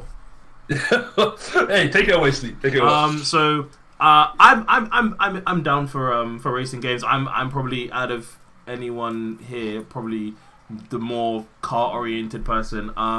Same thing. Let's be honest. It's the same formula as the rest of the Horizons. It's open world racing where people will be online, all in the same place. You're all in your different cars. There's different weathers and seasons which will change how the car reacts. I know from earlier Forzas to later Forzas now, they've added in the actual like Forza Motorsport mechanics where you can actually change your spring your spring stiffness, dampening, ride height, roll bars. It's letting you change a lot of those stuff, and I know that this stuff is it's basically Forza Motorsport, but with more fun things to do. When's it coming out? Basically, it's coming out the 2nd of October. Okay. So if you want to get it, I'd say probably get the previous one, get the gears rolling. And in this game, bang in these gears. Speaking of gears, next one, Gears of War 5. I think that's actually gonna. I'm kind of excited. Because this. Wait, no, you're not gonna cover the pump fake that they did. The pump. Oh my god! So this. So I was like, oh yes, Gears, another one, and I was like, oh, this is live. But then, next thing you know, it was like, oh, Gears of War pop. Like what? What is this? Because the pump fake was delicious. Let me explain. Right. So everybody's kind of waiting for the next game. Gears of War show. The Gears of War symbol shows up on the screen. Everyone's like, whoa, yeah, woo, and you hear the chainsaw noise, like from the when you use the gun against the lancer, the chainsaw at the bottom of it. So everyone's like, yo, it's gonna be so sick. The Gears of War sign gets cut through from the chainsaw, and next minute this little Marcus Phoenix pops through the screen. He's a Pop Funko figure. So the crowd goes silent, like what the fuck? The other Gears of War members jump. Basically, they advertised this mobile game called Gears of War Pop, which I'm guessing it's Gears of War on mobile devices with pop figures. No one cares. So then they decide, and that's coming out on Android and iOS, by the way. Then they decide they're going to show off this game called Gears Tactics, which is very similar to XCOM. It's like a strategy kind of turn-based shooter where you kind of command a team. And that comes out on PC. So they showcase that. Everyone's like, what? That was pretty fun. That's pretty cool. Whatever's cool. And then they decide to be like, oh yeah, just so you know, we are actually releasing Gears of War 5. We're just fucking with you. so then they show Gears of War 5 off, and the crowd goes insane. Oh, woo! And I haven't followed Gears of War since Gears of War 4, since Gears of War 3, sorry. So I'm a little bit behind on the timeline. But what I can say, I need to finish 3 as well. It has a very strong story. It has a very strong background. I was saying, because me and Shuma have been playing them together, and I've been telling him since we said we were going to do them. I said, wait for number 2, because I was telling him number 2's story hurts. Number two story is amazing, but like, Gears 5. I remember playing it, and I felt every piece. Hey, honestly, it's amazing. If you haven't played it, recommend you try out like Gears of War. Oh yeah, I haven't seen them before. I haven't played them before. I haven't played Judgment. Sorry, I can't make a judgment on that. But what I can make a judgment on is the other gameplay they showed in Gears 5. The main character you're playing, I believe her name is Anna. I don't want to say her name because I don't know if I'm butchering it. But it's on Kate Diaz. I said Kate Diaz. Wow. Okay. Anyway, is this the main character? You're talking about the main character for the new one? Yeah, Gears 5. Yeah, Kate Diaz. Is her name Kate? I'm literally reading it. It's Kate Diaz. Oh, there but you go. It's just spelt funny. There you go. Okay, right. So, Kate with the S. Sorry, I thought Kate Diaz was another. I thought it was kind of actor. So I was like, you mean Cameron Diaz? That's who I'm probably thinking of. And I also thought you said Nate Diaz. Hey, man like Nate. He heard McGregor and he came running. He's like, huh? I heard somebody isn't going to do nothing. Where is he at? Right, and the game just looks like Gears of War. Yeah, I'm happy as a kind of like a female kind of role, like main role, because I know women get mad emotional about that shit. So I get that's pretty awesome. And I just hope I personally hope for the game that there is a good, nice, decent amount of fan service. Wait, that's good amount of what? You cut out. If I cut out, it's fine. Don't worry, it's fine. Oh my goodness. Yeah. So Gears of War 5, I can say that everybody who has an Xbox or a PC is coming out for both. That's coming out in 2019. Don't have an exact date yet. They will pretty much probably pick it up if you're a Gears fan. Gears of War Pop ain't no one getting that. And Gears Tactics. And Gears Tactics might launch in 2009. They don't know yet. That's pretty much it. I'm going to cover the next part. It's Halo Infinite. I know you guys have played Halo before. I'm a big Halo fan. I do really enjoy it. But I'm not getting too excited for this yet. Yeah. Main reason for it being is because when Halo switched from being Bungie to 343, a lot of changes. There was a lot of changes that went. And I like some changes and I hate some changes. But they said that they were going to attempt to do what Bungie did by making 3 mainline Halo games. Now, bear in mind, you have Halo 1, Halo 2, Halo 3, Halo 3 ODST, Halo Reach, and 4. And, I think 4, 5, Halo Infinite, another Halo game, then Halo 6, and then they will put it to bed. I think that's the way it's going to go. So I don't have much this game because I don't see any gameplay yet. And it's not Halo 6. Apparently they're saying they're saying this game is a long way off. So this might not even be coming in the next year or the next 2 years. It might be like 2021. There we go. So Crackdown 4 confirmed. That's when Crackdown 4 will get rumored. So just quick question. Do you reckon Crackdown 4 will come out before we all die? Dude, it's gonna come out when Half-Life 3 comes out. Oh, Listen, unless Crackdown 3 is like a smash hit, that they're not getting a sequel. I was so confused as to why it got a sequel, but I'm like, okay, it did. Some things, you know, I'm not gonna get. It got a sequel because it was good co-op fun, and they thought we can make it 4-player co-op. That's why, and that's the only reason why I drive so, because it was 4-player co-op. And I had the wingsuit too, and zombies. I guess it's that though. Yeah. So Halo. Quick question. Do you guys mess around with Halo like that? Do you guys really like Halo? Yeah, I just reinstalled the whole Halo series on my Xbox, so I'm ready to play through it all. Yikes! Well, that's pretty awesome. What about you, Shoes? You a big Halo fan? So I used to have an original Xbox. I've only played Halo 1 and 2. I do have the Master Chief Collection. So I do want to go back through them. Yeah. I'm not that invested. It's kind of a case like with you and Devil May Cry. It's like I don't care too much. Yeah. I enjoyed 1 and 2, but I am willing to give it a shot, I guess. What about you, Big? Are you Halo fan? Nah. Fair enough. All I can say to you, if you haven't played Halo before, don't play the campaign. Play it on normal, because Legendary will piss you off because the bloody snipers on the Jackal snipers will just murder your face every time. So don't do that to basically yourself. basically Legendary Halo campaign is like Big Imperial trying to play God of War on the hardest difficulty. It just doesn't work. It's ridiculously dumb. It does work, and all of y'all just motherfucking haters. I mean, it definitely doesn't work because we watched you fumble for an hour. We also watched you delete that video and then restart the game on normal. Hey, that exposed. Hey, big look. Hey, they ain't got no evidence of it. I'm just saying. I mean, my memories say otherwise. Your memory. Hey, you got amnesia. I'm pretty sure I downloaded that stream before you could delete it. I'm pretty sure that's the opposite of amnesia. I respect you for playing on the hardest difficulty God, but my advice is when you play a new franchise game, don't play that shit on the hardest difficulty, man.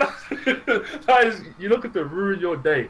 God of War on the hardest difficulty. God of War on a hard was ridiculous. I got to that. Yeah, I know that. I know that now. But I'm just saying that just never happened. Man. Come get him. Nino. Mayday. Yeah. So, moving on. Still in the Microsoft stuff. Jump Force, fighting game, and an arena fighting game with various anime characters from different worlds to kind of just fight each other. But like the characters from like Naruto, Dragon Ball, One Piece, Death Note. Probably Toriko as well. I'm assuming that he'll probably be in there too. And it's very similar to J-Star. I think it's called J-Stars. J-Stars Victory. You know, all the characters kind of come from different games and they clash and you can fight. What I think will be good will be Jump Force will take the J-Stars and be like, oh, we can develop a better combat system for it. That's what I feel like was ruined for J-Stars. The combat system wasn't that great. I played it at my friend's house. I was like... Exactly that. It's awesome. Yeah. No, sorry, go on. Yeah, go. No, yeah, exactly that. It suffered from just not feeling right. Go ahead. No, it's like I feel like Jump Force. I saw a little bit of gameplay. I'm not that impressed. I think it's because I see Dragon Ball Fighters, and I see Xenoverse 2, Dragon Ball Xenoverse 2, and I see the Naruto Shippuden. What's it? It's called Ninja Storm.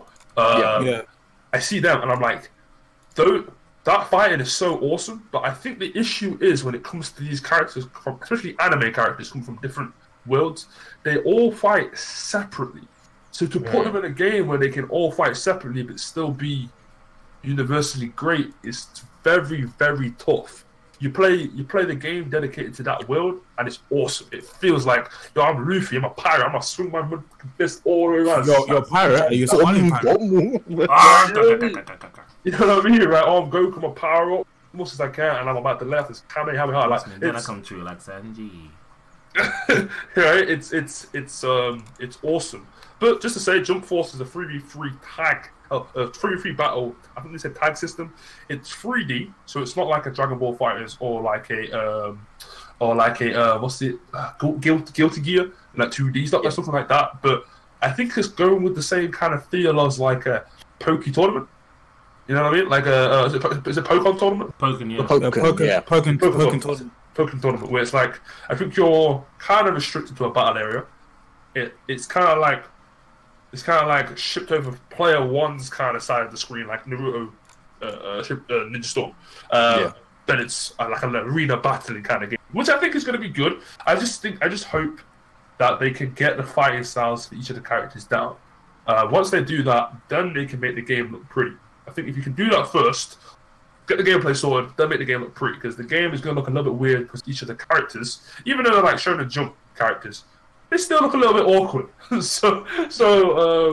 Yeah, I actually really like the art design in this one. Okay. Like it's a bit different and like less like a comic book kind of thing. Yeah. They kind of look like action figures, which is I just find interesting. Which is unique. They had a game on the DS. I think it was called Jump Ultimate Stars. Oh yeah. And that was really good. Like, it was kind of like a Smash Bros type of game. Yeah. And they let you like customize all like your movesets and stuff like that for your team. And like in a comic formation kind of thing. And like the bigger the comic strip for that character, the more powerful it was and stuff like that. I remember that. Yeah, that was a really good game. So they can do combat well. It's just, I think on a bigger platform, it might be a bit harder for them. But hopefully they can nail it. Oh man, that's pretty. You know what? To be fair, now you've reignited that that memory for me. I'm kind of like, I'm looking forward to this game now. There's a few games I want to kind of glance over real quick because there's a game coming up which I think we should spend more time on too. We've got Just Cause 4 that's coming out. I don't know if anyone asked for this, but it looks the same as every Just Cause. I think there's more. I asked for it. Oh, right, okay. Right, no, okay, fair enough. Okay. I told him to make it. In that case. No, I didn't, I'm joking. Okay, right. No, in that case, let's talk about it. But it comes out, I think it's December 4th. And the last game, I never got around to completing, number 3. Because I got bored, I think, because it seemed like it was just a lot of going to different outposts. And I think once you get over the whole jumping around and blowing shit up, that's all. Then it just becomes boring. Right. Sure. Are you a big fan of Just Cause? I played Just Cause 2 quite a bit. It's enjoyable. It's just like a sandbox, like just blow shit up, like kind of like a Saints Row type of game. Yeah. I've got number 3 through, I think it was PlayStation Plus, which I haven't gotten into. I haven't tried it yet, but I mean, there's a market for it. People like just like a dumb action game sometimes. Yes, true. That's true. And Sleep. Are you a fan of Just? No.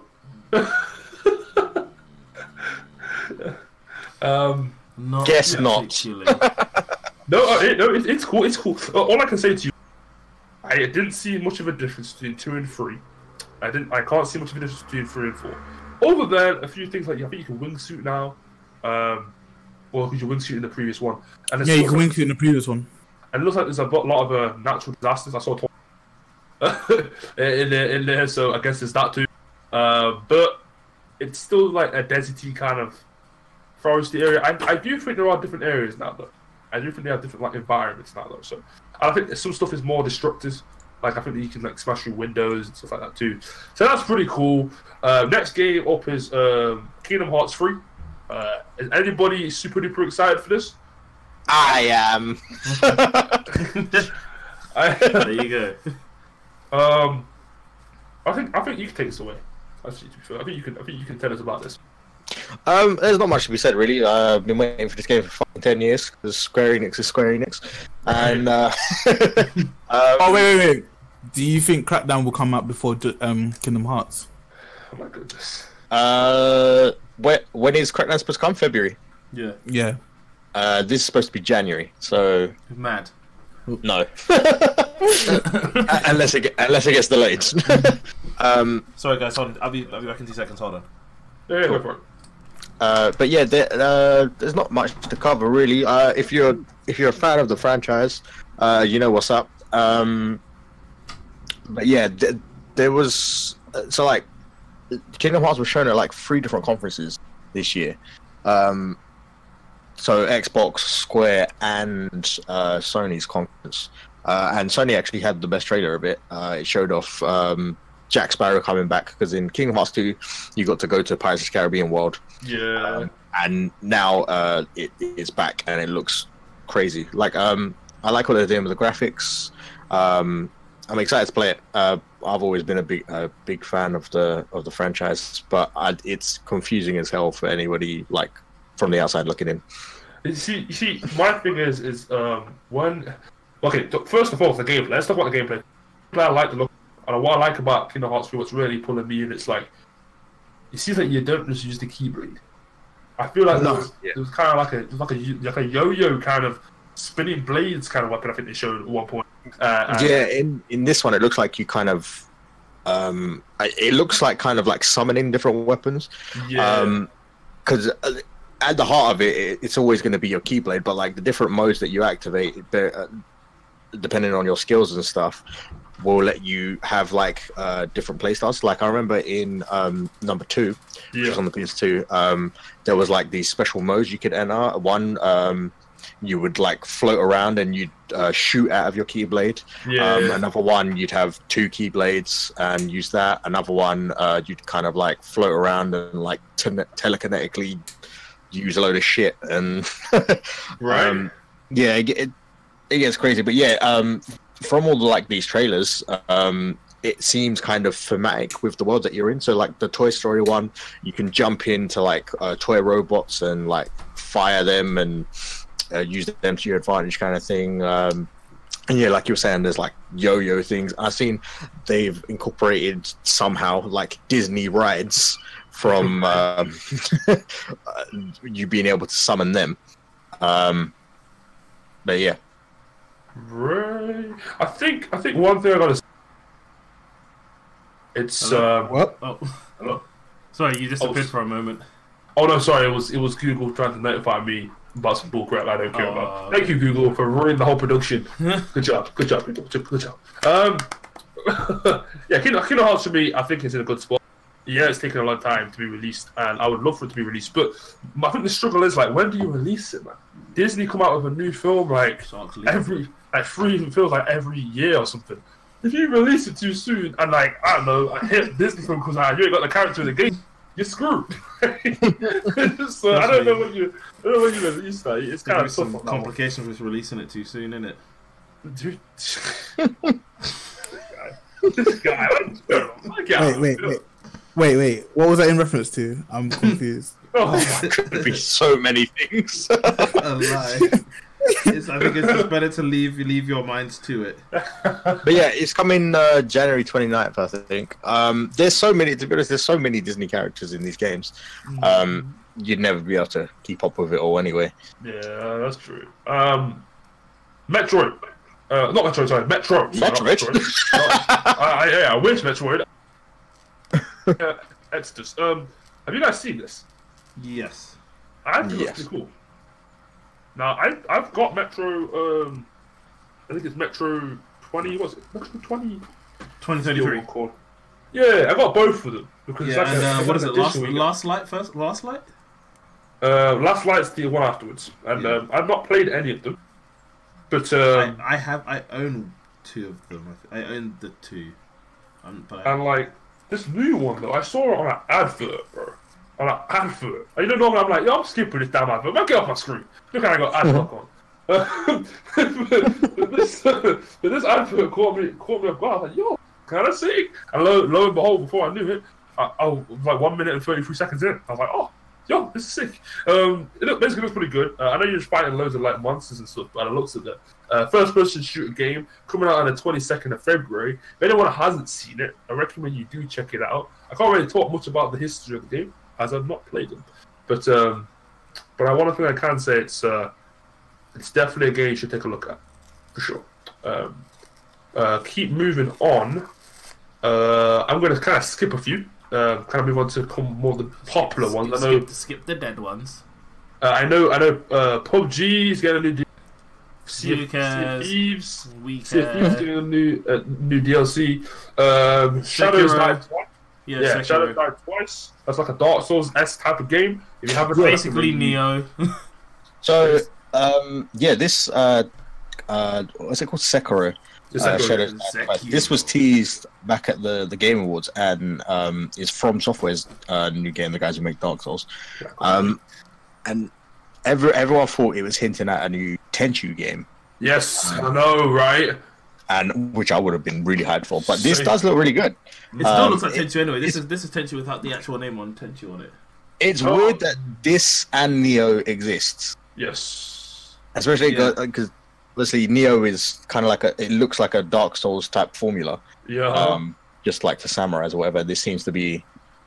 This feels like them going, "Hey, we're going to show you how to do a Dark Souls game." Right. with sumaroos. I think this one's more ninja than samurai. Yeah, because he's got one guy with a grappling hook for a hand. Yeah, his arm looks really weird. It's like grappling hook, shield, axe, like everything. Right. That's me. So all he's missing is the kitchen sink. Dude's the multi-tool, like. Swiss Army arm. Swiss Army arm.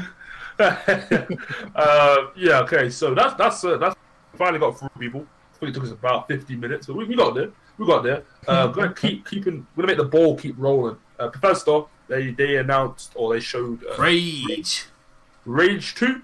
Once again, like I said 2 weeks ago, not the biggest fun. It looks okay. It looks a bit more. Alright. I know they got Doom Eternal looks dope. This looks pretty good. I'm excited for Doom. Doom's always fun. Yeah, I need to finish it because I was enjoying it. I just ended up getting distracted by other things. Yeah, dude. If you ever not because it was bad, just because these things I just really wanted to play. Right. I know they got Prey, a DLC for Prey. Moon Crash. Not played Prey yet. It's a game I want to pick up. I have. I own it and I've played a little bit. But I decided I wanted to stream it. Right. That's coming to the channel soon. Wolfenstein, they got a game coming out. Has anyone played it? I know Shima has. The Wolfenstein reboots that Bethesda are doing are really good. If you just like balls to the wall action kind of thing, ridiculous, like over the top Nazi killing bullshit. Yeah, right. It is really good. So there's 1 and 2. 2 came out recently, last October, I think. This is DLC for that. This is the main protagonist's twin daughters, and it's set in the 80s. So yeah, it's not a full game. It's like a side game kind of thing, DLC game. Is the DLC free? Probably not. No. I think the next one I'm gonna move on to is a game called Starfield. Because I don't know much about Starfield. I saw the trailer, and I've not seen much about it. They say it's supposed to come out on next generation consoles. That's what I was going to mention. I was like, because this gets into a whole different, a little sub conversation that we can have if you guys want to. I think we should really change it to another podcast. I think Starfield we can definitely put in to another category because they did talk about next generation consoles. Yeah. Starfield. Looks dope. Yeah. Hey, the little picture. The only thing is, I wonder if it's very similar to Elite Dangerous because for me, that stuff. I was talking to Shooms about this.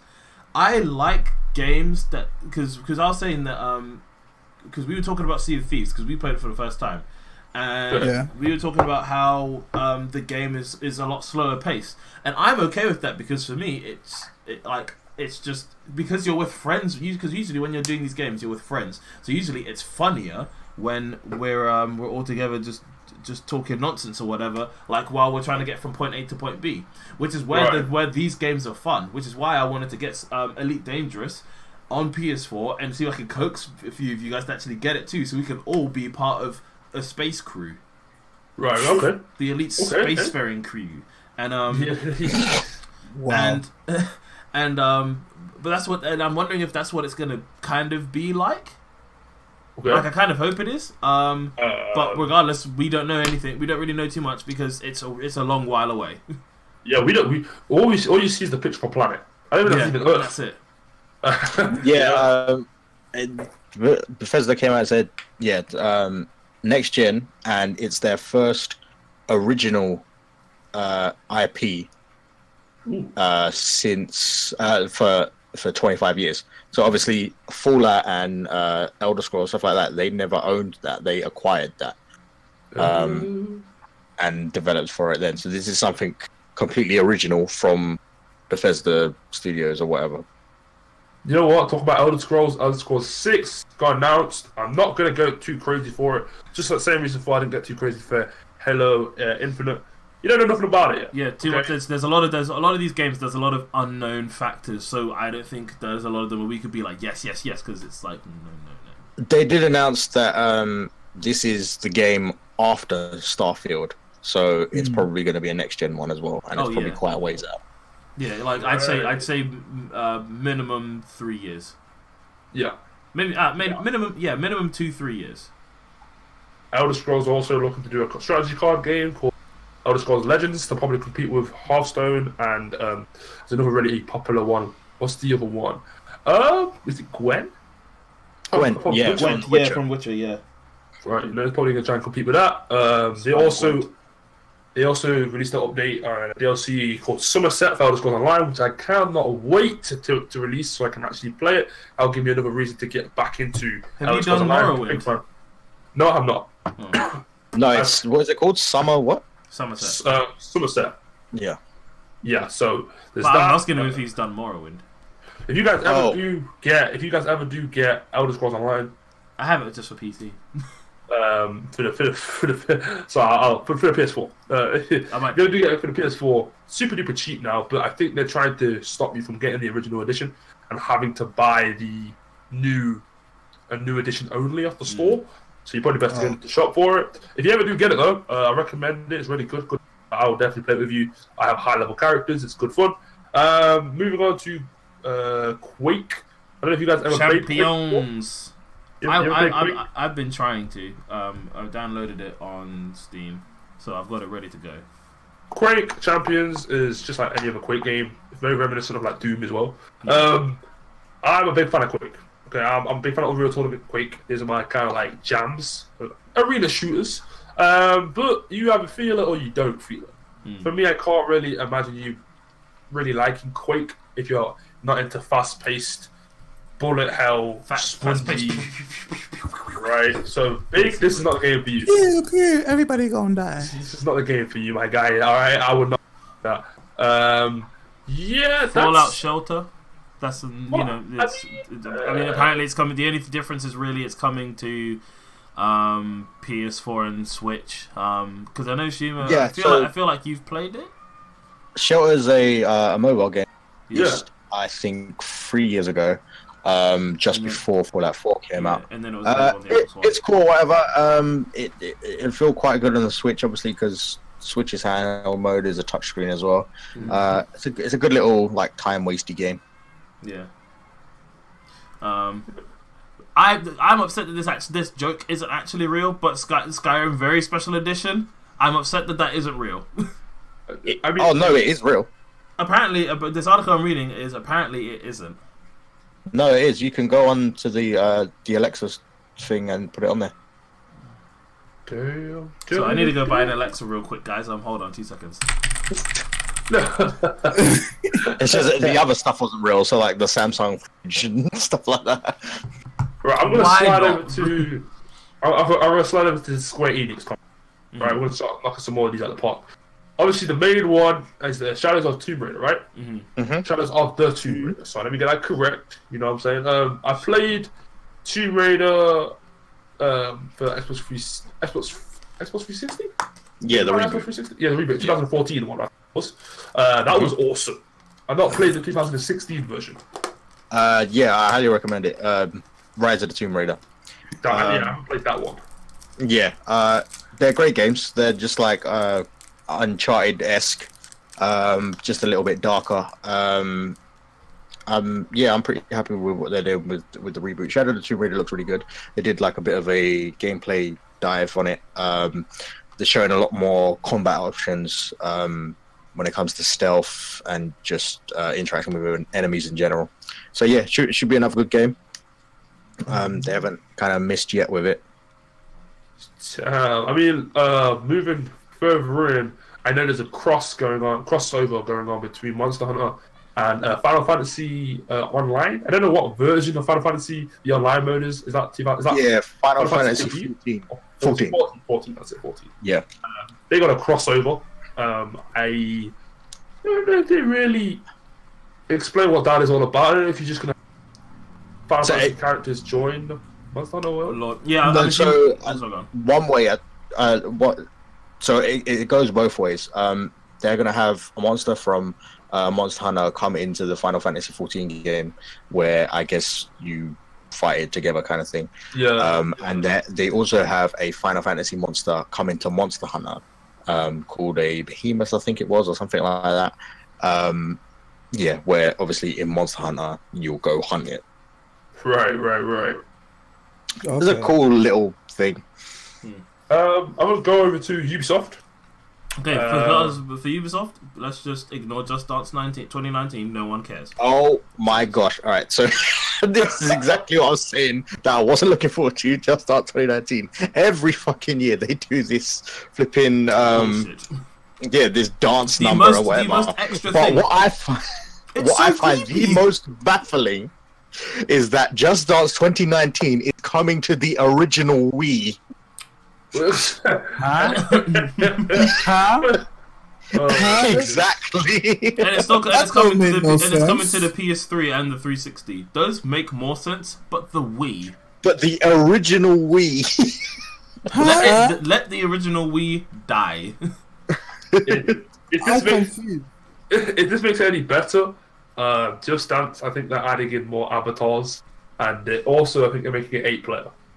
So I don't know if that makes it any more exciting for the. Okay, but let's just stop talking about Just Dance 2019. Let's talk about the highlight, Beyond Good and Evil 2. Oh wait, before we jump onto that, I was going to say there was two things that you missed from the Square event, which are actually two new games. Platinum Games is developing a game called Babylon's Fall, which is probably going to be an action game, kind of like Bayonetta-esque. And another one called The Quiet Man, which was a really weird trailer because it started off as live action and then it went into the game and it basically looked like you're a deaf guy that just beats people up. So there was he's not deaf, but he's impaired. Well, unfortunately, he has to shh. All he hears is shh. But yeah, that was just a quick update from the Square, but other than that, everything else was shown everywhere else. Hey, nice, good find there, man. I want to talk about the Beyond Good. Oh, sorry, I'm going to leave Sleep to talk about the Beyond Good, but I'm going to say something that's going to trigger him. Nothing you can say can trigger me because you know what? I don't care about anyone else's opinion. I'm getting this day one. I want him to be so pet peeved. So what do you think about Assassin's Creed Origins? When you say Assassin's Creed Oranges? Wow. No, that is a game. That's an Assassin's Creed I would play. A little orange in a hood, just like yes, stab. Blend. And then turn into orange juice. Citrus attack. Citrus attack. That shit in man's eyes. Ah, criminal scum. To me, it's just a cinematic thing right now. So I can't even get hyped for it.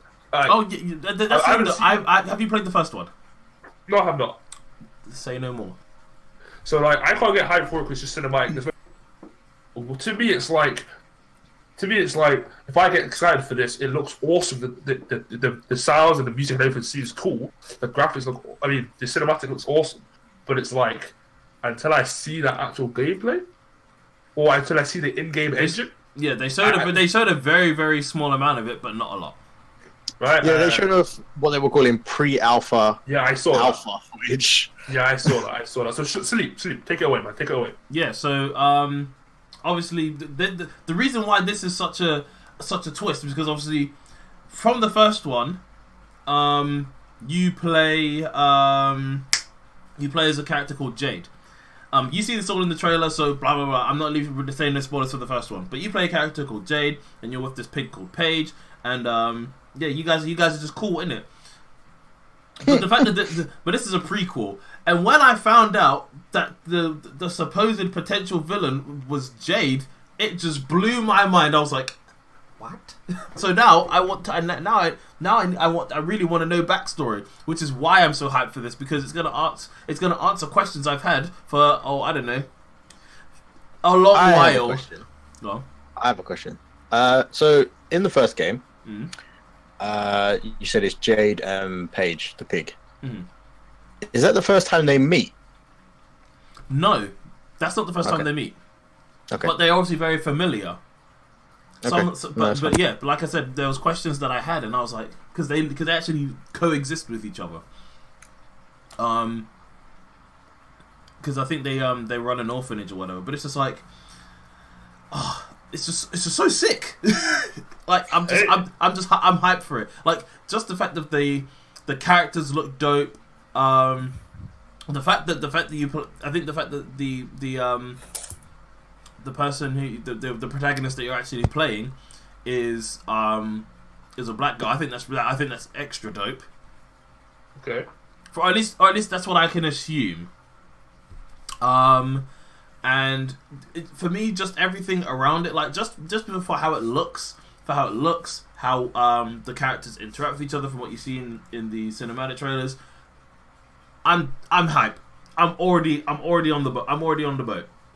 Send me away. Right. Send me away, you know. Jeez. I'm ready. I want to keep it going, and I want to talk about. You guys have seen the game Skull and Bones? Oh, I want to get that as well. We all have to get that. We all have to get that and sail the 7 seas. It's it's a pirate game, right? They are, I think, trying to compete with Sea of Thieves. That's safe to say. And they're saying it's a game which is going to share a massive online world where you can team up with people to control the seas. Now I've not played Sea of Thieves, so Shoon and Sleep, you guys are going to chip in, because get a pound, get a Game Pass, download it. We'll do it tonight. That can be the stream. I'm sure Big Imperial has right. So wait, what? You sure he has what? He hasn't played Sea of Thieves. Oh, carry on. Right, no. Right. So in Sea of Thieves, what's the objective? So this was kind of what stemmed our conversation before, when Sleep was talking about he likes the slower pace kind of thing. I'm fine with like the slower paced like gameplay or whatever, because like you were saying, like the journey is fun when you're with friends and stuff, and like and you're just doing stuff. But for the moment, I can't really tell what the objective of the game is, other than just collecting treasure. Right. And okay. Those type of games tend to fit with me like kind of quicker. So kind of like No Man's Sky kind of thing, where you're just like going around collecting stuff. Can we just admit that No Man's Sky was just fraud? Yes. I've played it. I mean, no one's denying that. Or, it's in the same. You'd know about that, wouldn't you? Trust me, he helped Biscuit commit that fraud. Oh my gosh. Biscuits this, biscuits. Biscuits that goes to the kitchen and he grabs him on back.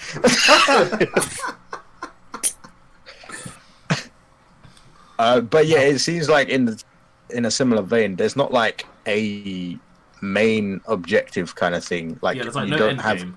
quests. Yeah, like you have like voyages, which are kind of like bounties that just give you like hints in like little directions of where to go, and gives you like a little task to do. But it's not like there's like mainline quests and like side quests kind of thing. It's kind of you exist in the world. You be a pirate. Yeah. Okay. Moving on. For Honor's got a new DLC coming out. They're calling it For Honor Marching Fire DLC. They got a new faction. They got 4 new maps, and I believe they have some single player content which they haven't revealed yet. They've also got a new game mode coming out called Breach, which I think is going to be pretty exciting, which sees teams of 4 players battle with each other. So I'm guessing. Wait, what does that mean? So Dom, you got Dominion, which is 4v4, right? Yeah, that's I'm 4v4. assuming that Breach is going to be 4v4 v4v4. So you're gonna have the samurais. So you have the samurais. I explained it. You have the samurais, the knights, the Vikings, and this new faction, which I don't think they have a name for it yet. I think they're like The Shotos. Chinese Empire. Yeah. So that seems to be pretty cool. It's really the game modes that I care. Change the game modes. If you make some new game modes, that's pretty. We all know what. And there's not that much else they can really do with the gameplay. The gameplay is pretty awesome when it's not buggy. But as for that, new game modes will be pretty awesome. But yeah, I think we should stop really whizzing through some of these. This list is very long. Yeah, right. So let's wrap it up. Let's wrap it up for the Ubisoft stuff. Assassin's Creed Odyssey. The only reason why I'm not going to speak now, because I don't think anyone really is looking forward to playing the Assassin's Creed game. I'll probably pick it up. You'll probably pick it up. Okay, fair enough. But it's a probably, not a yes. I'm getting it. Did you play Origins? No. You should probably get that one first. To be fair, that one seemed to be really good in terms of how many people play it. The Crew 2 that's coming out, driving game. I probably will not get that game because the Crew 1 was hit and miss for me. Garbage. Transference. Transference is definitely going to be good. Man like Frodo. Trust me. Yeah, Frodo, my guy. I think I like the setup for it. It looks really good. You know what? Yeah. The setup does look good, and I'm definitely going to get it for VR. Right. I agree. So many time. I'm gonna blitz through these 2. Okay. Let's just spend time on what we will. Let's just spend time on the things that we should be talking about, which is The Last of Us Part 2. Go on. I was going to say, before we go, just one more thing on Beyond Good and Evil 2 I wanted to just mention and just see what you guys thought. So they brought out Joseph Gordon-Levitt, and he was talking about his company, Hit Record or whatever it's called, which is like kind of like a crowd... Yeah, like where everybody comes together to put art together. Yeah, kind of like music projects too. kind of thing. And they're implementing that into Beyond Good and Evil 2, so you can have some of your assets like that in the actual game. What do you guys think of that? I think it's really good for creatives, because I'm not sure. I think they'll probably get credited in the game somehow, but I think the fact of, because players aren't just people who play games aren't just gamers. They do other stuff. So we all do. We all have our lives outside of our consoles and stuff like that. So some people are artists, and one game might inspire an artist to create art for it. And it's definitely a thing of. you could say probably at least one person who's played Beyond Good and Evil has wanted to do some art or whatever, and the fact that they now have a chance to have their art featured in a franchise that they love, I don't see anything bad from it. Especially because of the fact of it's not a case of they take someone's thing and then that's it. Like they might tweak it because of something somebody else does. So then you get this one big, you get this finished product that has loads of influences and that they're all happy with. Agreed. I think it opens up more avenues, and it's always get together and actually assist with a game. I think that was the main awesomeness for Halo. It was like Forge Worlds. You can make your own maps, and then you could actually submit them to Bungie, and they would then feature it in playlists on matchmaking. That is definitely like a cool thing. For me, having your players be able to influence the game itself, whether it's artistically or mechanically, and getting them to actually come up with ideas and actually having an input themselves, it almost can't go bad. Right. Granted, there are ways that it could go bad, but if done correctly, it will never be a bad thing. There you go. So PlayStation 4, right? There's so many good ones. Which I was gonna say, can we focus on like can we just focus on the main ones? The main ones are like, for me, the Last of Us Part 2. Okay. Yeah. Ghosts of Tsushima. Right. Oh, yes. Potential. I'm not too sure about Control, but Control looks dope. Yeah. It does look pretty good. We heard a little bit more of Death Stranding, but not a lot. Neo 2, Spider-Man, and dude, that's a lot. That's a lot. That's true, but we just say Last of Us 2, everybody's hyped for that. I don't think we really need to say much more on it. I think that's for a different podcast. You know, Yeah. we go into detail about it on a different podcast. Yeah, I do want to touch upon Ghost of Tsushima though, because that is something definitely new that I don't think anyone was expecting to come out. Like it looks sick. It looks so good, man. Like open world samurai. Like, boom. You're on some Samurai Jack shit with this, you know? Oh my god, don't make me start playing the Samurai Jack beat. You know what it is though? It's like the graphics number one is awesome. It has that Shadow of Colossus kind of feel. But you know what else as well? Where it's just open field. Yeah, and you know what else? It captures the time. Like the art style, how it's done, it captures like it makes it feel like it is in feudal Japan.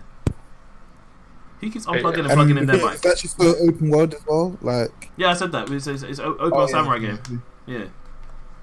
But I need to but there's no date, there's no release date. But oh boy, does it look sick!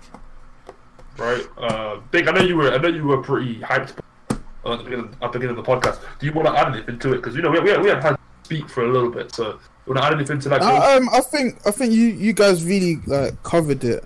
There's not really, obviously, it wasn't a game that was under everyone's radar until it came out, and he was like, oh, okay. Definitely when it comes out, I'm most likely we will be getting it day one. See, the thing is with me, it was kind of like it looked like kind of like you could kind of go around the world like you do in Shadows of Colossus. If you ever play Shadows of Colossus, the world is pretty much open. You just find your way to whatever boss you need to fight, right? It looks kind of similar to that in terms of not very many loading screens, in fact, any. But at the same time, it's like it has cutscenes and story. You know what I mean? And like it has that kind of like, oh, I'm a samurai, but I'm a badass samurai. So you got these little wannabe soldier guys, Foot Clan soldiers. Shout out to Teenage Mutant Ninja Turtles, Foot Clan soldiers. So you just murder them off, you know, like. It's really awesome, and I think they showed us where you kind of like a with somebody and like, is it the cherry blossom? The little like, I don't think it's cherry blossom tree, but the one with the little teeny weeny pink leaves. Yeah, but I don't know if there are pink leaves in the tree. I don't know. In the trailer, it was just leaves off a tree. Oh, yeah, right. But it's pretty awesome. It kind of captures the moment, right? And I don't know what's really going on because not much has really been shown, but that to me is definitely like a game where you gotta really pay attention and look out for it. Yeah. So a bit of background on the game. It's being developed by Sucker Punch. They're the guys who made the infamous games on PS3. So this is a very different direction for them. But it looks like quite a big step up, just like how the Killzone developers went from Killzone to Horizon. Yeah. That's what it's kind of reminded me of. And I actually found out that the gameplay demo that we saw, that Sony showed off, is actually just a side mission. Oh. Well done. Damn, son. Damn, So what the main missions look It's like. gone from maybe picking up from day one to definitely picking up from day one. I mean, So we still you're don't know. sold? We still don't know. The main mission might still just look the same, but it could just be someone else. But regardless, Longer or something, yeah. it looks wavy. Nah, it looks Yeah. really good. Really excited for it. Yeah, I mean, there's quite a few other games. I'm just gonna really slide through them. Stop me if I say a game where you're like, oh, I want to talk about it. Death Stranding, that looks pretty awesome, but I think I could talk about it. Weird. Yeah. Death Stranding. It does look. Yeah, it's like obviously it's what is it, like a sci-fi horror type thing. It does look good. You're Crazy thing delivering is, now, by it's the still way. like the trailer revealed like because it didn't really feel like it said anything about the game. We're still in the dark. There's still no release date, but everyone Welcome like to man like Kojima. Kojima, bruv. Man like Kojima. Let me quickly tip in for you. It's going to give you a bit more. So you're a delivery man of some sort, Yeah. and you're kind of like going through different lands and stuff. I believe the world is kind of corroding people, like, because there's at one point where it's like kind of like some sort of acid or something drips on somebody's hand. It ages them like crazy, like their hand ages like insane amounts, right? So I think the world is kind of in ruin, and they eat these little bugs or whatnot to kind of like keep themselves alive and fresh and young.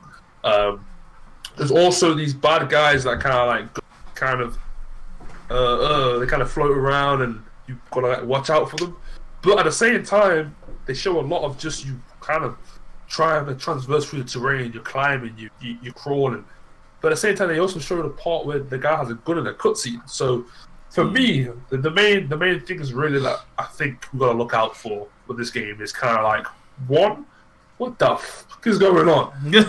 Two, is it What gonna the be fuck is going on? you know what I mean? What the fuck? Fuck. Is it gonna be high action packed, or is it gonna be like a Metal Gear Solid? It's a stealth game. It's gonna be a stealth game, like, or is this gonna be cutscene after cutscene after cutscene? And you don't know. With, Sounds like a movie. Seriously. You But don't no, know, but that's the thing. It's one of those things where everybody, we all can tell it looks good, it looks weird, but we're all interested. right, Yep. right. Despite right, despite the variables that we don't know, we can all say we are all interested. definitely. I'm gonna go to Spider-Man. I know it's definitely. Oh my god! Let's just put it this way. This will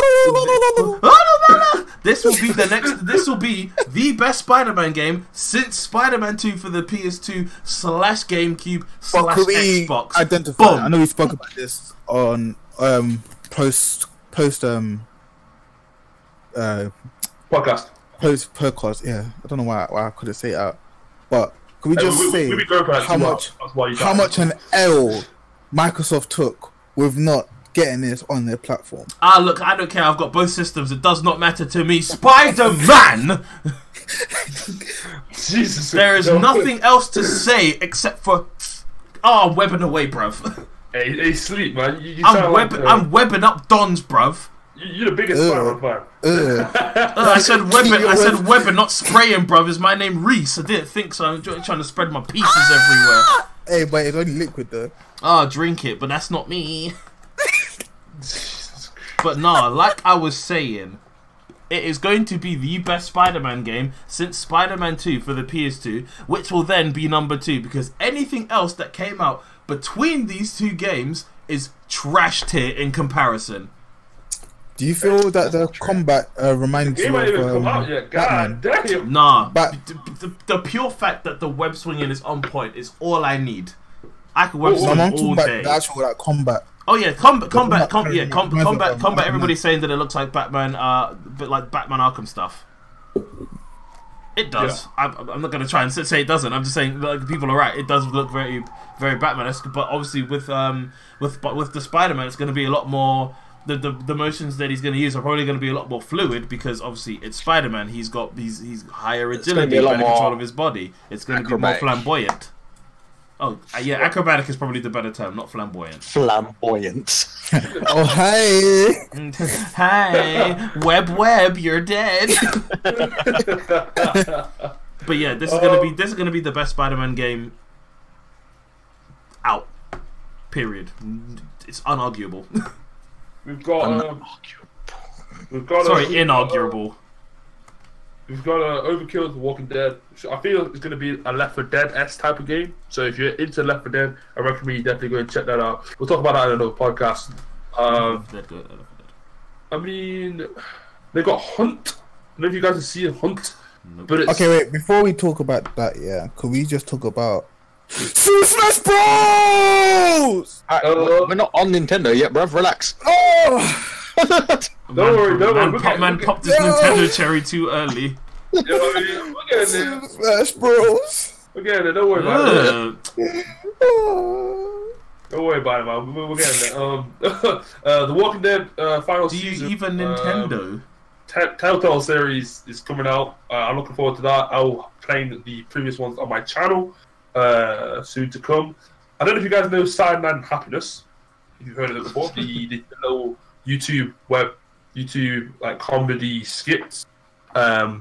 They actually got a game coming out. I think it's called Rapture Rejects. That's gonna be pretty good. They've been working on that for a while. What else? Hitman 2.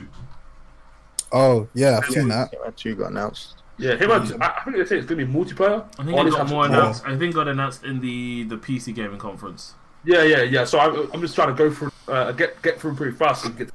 Yeah, just to finish off the Sony lot. We had Neo 2 get announced. Yeah, we did. Remedy's new game, Control. Remedy are the people that make Quantum Break, which I actually just finished. It's a good game. Hench though. Yeah. And one for me that looked really good was Resident Evil 2 remake. Yes, I actually forgot to mention that. Yeah, so they released a trailer for it. They had a young Leon bust through the door, and yeah, it just looks crazy. Like all polished and done up, done like Resident Evil 4 style, but obviously in Raccoon City and Raccoon Police Department, and it's in January. So Shit. yeah, we'll get to play it soon. That's how you know the game is really good. When it's got me doing like ad lib, like woo! That's why I'm excited to play the game. Resident Evil 2 is awesome. That scared the shit out of me when I was younger. So, so yeah. Is there any stuff in the PC department which you guys really saw and you were like, yo? I think I was the only person who actually kind of watched it because I didn't really. They got Realm Royale. There's the things that piqued my interest. There was Neo Cab, which is like a visual novel type thing. I'm down for those type of games. They're pretty dope. There was the one that caught my eye, but something I don't really care about like that. But I was like, okay, is Maverick's Proving Ground, which is basically PUBG on roids because they've added in environmental stuff so you can tell where somebody's just walked through some foliage and blah blah blah. And that's supposed to be, I think, 1,000 in a map. But whatever, that's not. I don't care like that. But it was interesting. Warframe's getting a little bit of DLC. There was Jurassic World Evolution. So basically, obviously, the Jurassic World just came out. There is a it's like a park. It's like what is it? The roller coaster tycoon type things, but instead dinosaurs. That's pretty cool. I've seen a couple of videos on it. I like watching them. That's coming out July 3rd. Yeah, some people have already got like preview copies of it or whatever. Or yeah, my friend's got a copy. There's Star Citizen. I bought this game however long ago, and it's finally actually coming through. And I'm like, okay, cool. It's finally doing a thing. Yeah. And I think that's probably about it from me personally. Let's move on to Nintendo. Go on, take it away, Big Imperial. Let's do it now. Get it over with.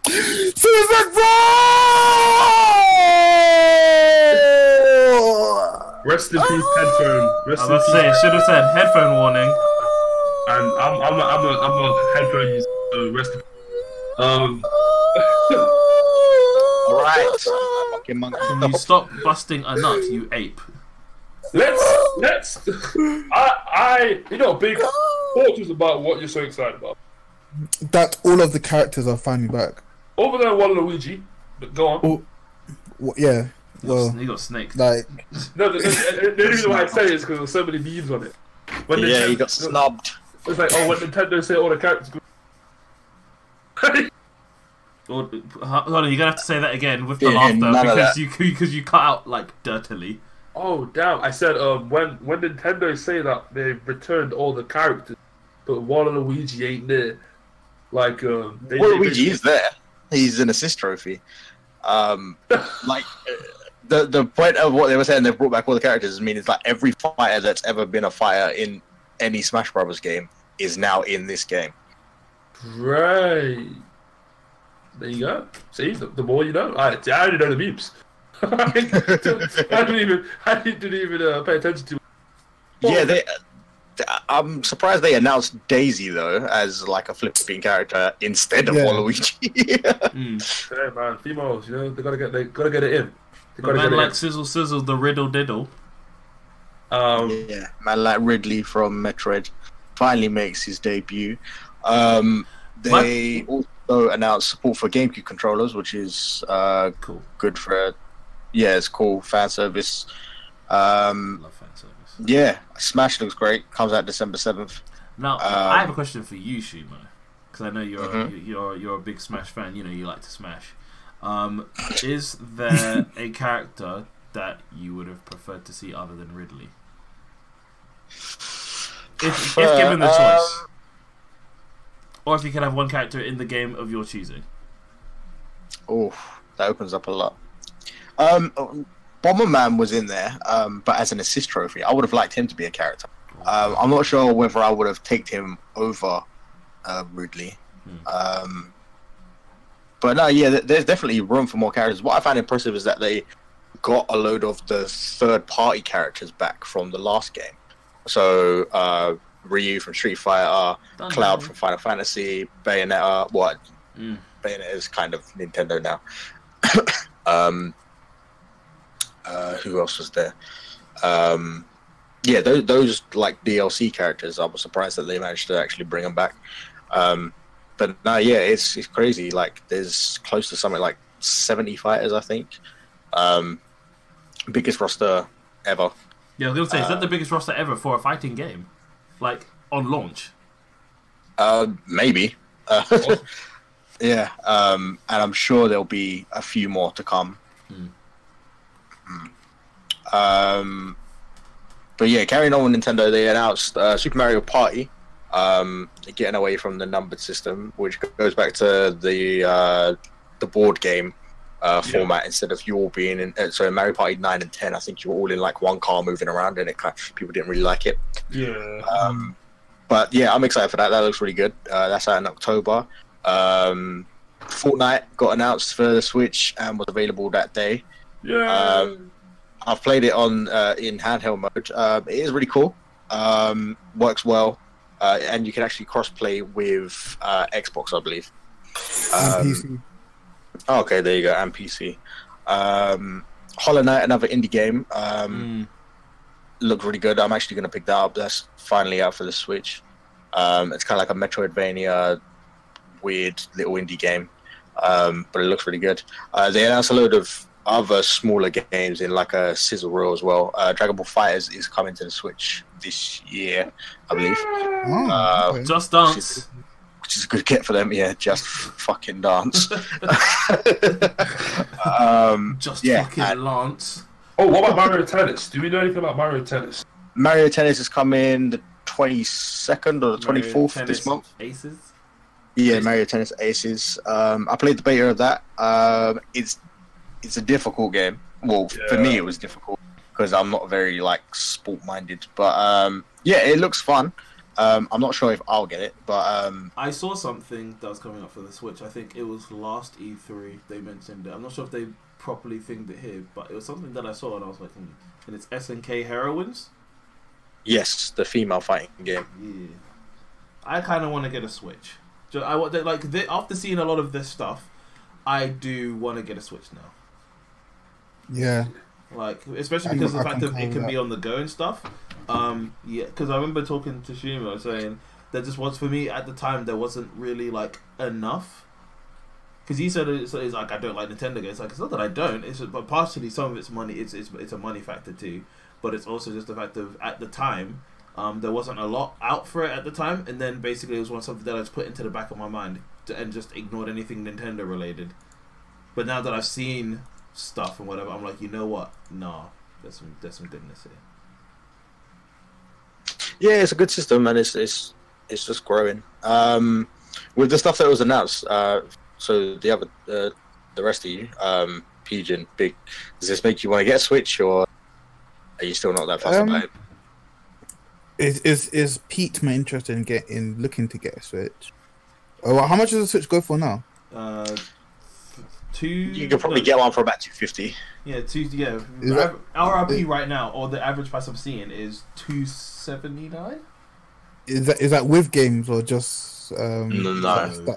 standalone console? Oh, okay, just console. Standalone console. But you could just get rob someone. So what did you say, Sleep? I was saying you could just rob someone. I mean, no, it's not because you're black. It's just the fact that if you want to switch and you don't want to pay for it, like, what do? Steal. Or you could try and win one somehow. No, you won't save and buy that shit. What are you talking about? You act as if this is like theft is not a money saving scheme. Savings for real. Save your money. Save money and go jack your honey. You made it sound like I said something so outlandish and just untrue. Turn that phone off, Shamel. I know it's you. When you finally have kids, right? Man, shit. What do you mean? Yo, Sonic sit Watch, down. my kids will steal your kids' food, bruv. They'll be saving me money, yeah. But that's what. Come, we'll all go Thought Park. You buy them whatever, yeah. Boom. Next thing you know, it's in my kids' bellies. His kids are gonna be like in the playground. So what's your cornbread? Trust me, my kids are gonna take your kids' cornbread, bruv. Oh god. But yeah. So Switch for me, I'm getting one. Probably sometime next month if I have the money for it, because I need to start bringing this stuff to my channel. I don't actually have any Nintendo stuff at all, so yeah, I probably will get one for that. The games I probably want to get are Mario games, obviously, and Bomberman. Yes. I'm pretty excited to play Bomberman. I haven't played it in a like while. My boy BM. I saw it on the store for PlayStation. They're trying to charge me like 34 quid. I was like, what? My life. But other than that, that's not money over games like Splatoon. Yeah, I don't know if that's any great. I played Splatoon on Shumo's Switch and I liked it. And obviously they have Mega Man 2, which is pretty. But not Mega Man 2, sorry, Mega Man 11 is the actual game. But other than that, guys, I think we're going to wrap up the stream here. I know people are busy. It's a podcast. Podcast Streaming. Damn, sorry. You know what? I'm so used to stream. My bad. Podcast. We have been going for 2 hours and 40 minutes. So congratulations, we now broke our record. Yeah, I just want to say thank you, everybody. If you did make it to here, appreciate it. Coming by to listening to our podcast. We appreciate you. You're the reason why we grow. Yeah, we're gonna try and get this weekend. If you haven't already, you should go check out our SoundCloud account. we're gonna go ahead and start posting our podcast on there as well, just in case you can't check it out on YouTube, because YouTube takes up so much damn data. You can check it out on SoundCloud too. It's been the boy Power Guy Gaming. Do you guys want to say anything else before we go? Keep an eye out for those channels. Where oh my gosh. What did you say? I'll give you a guess. Yeah, what rapist? Damn, man, it's been 2 hours and 45 minutes. Jesus, man. I was gonna say keep an eye on everyone's channel. So you got Shumo. He's probably handling a phone call right now. We got the guy big. Oh my gosh. We've got the guy big. We've got the guy Big Imperial, aka aka Clickless Betamus. We've got the guy PGG, aka Power Pussy Gadgets, aka Rapimus Maximus. Oh my god. AKA Power Guy PSN. AKA that girl from North, you know who you are, shut up, you dumb bitch, sit at home.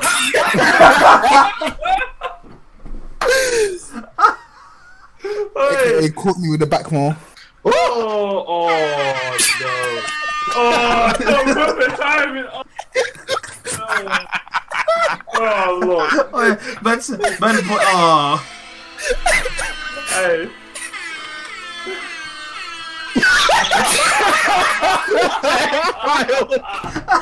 It's the X-File. Why is it there?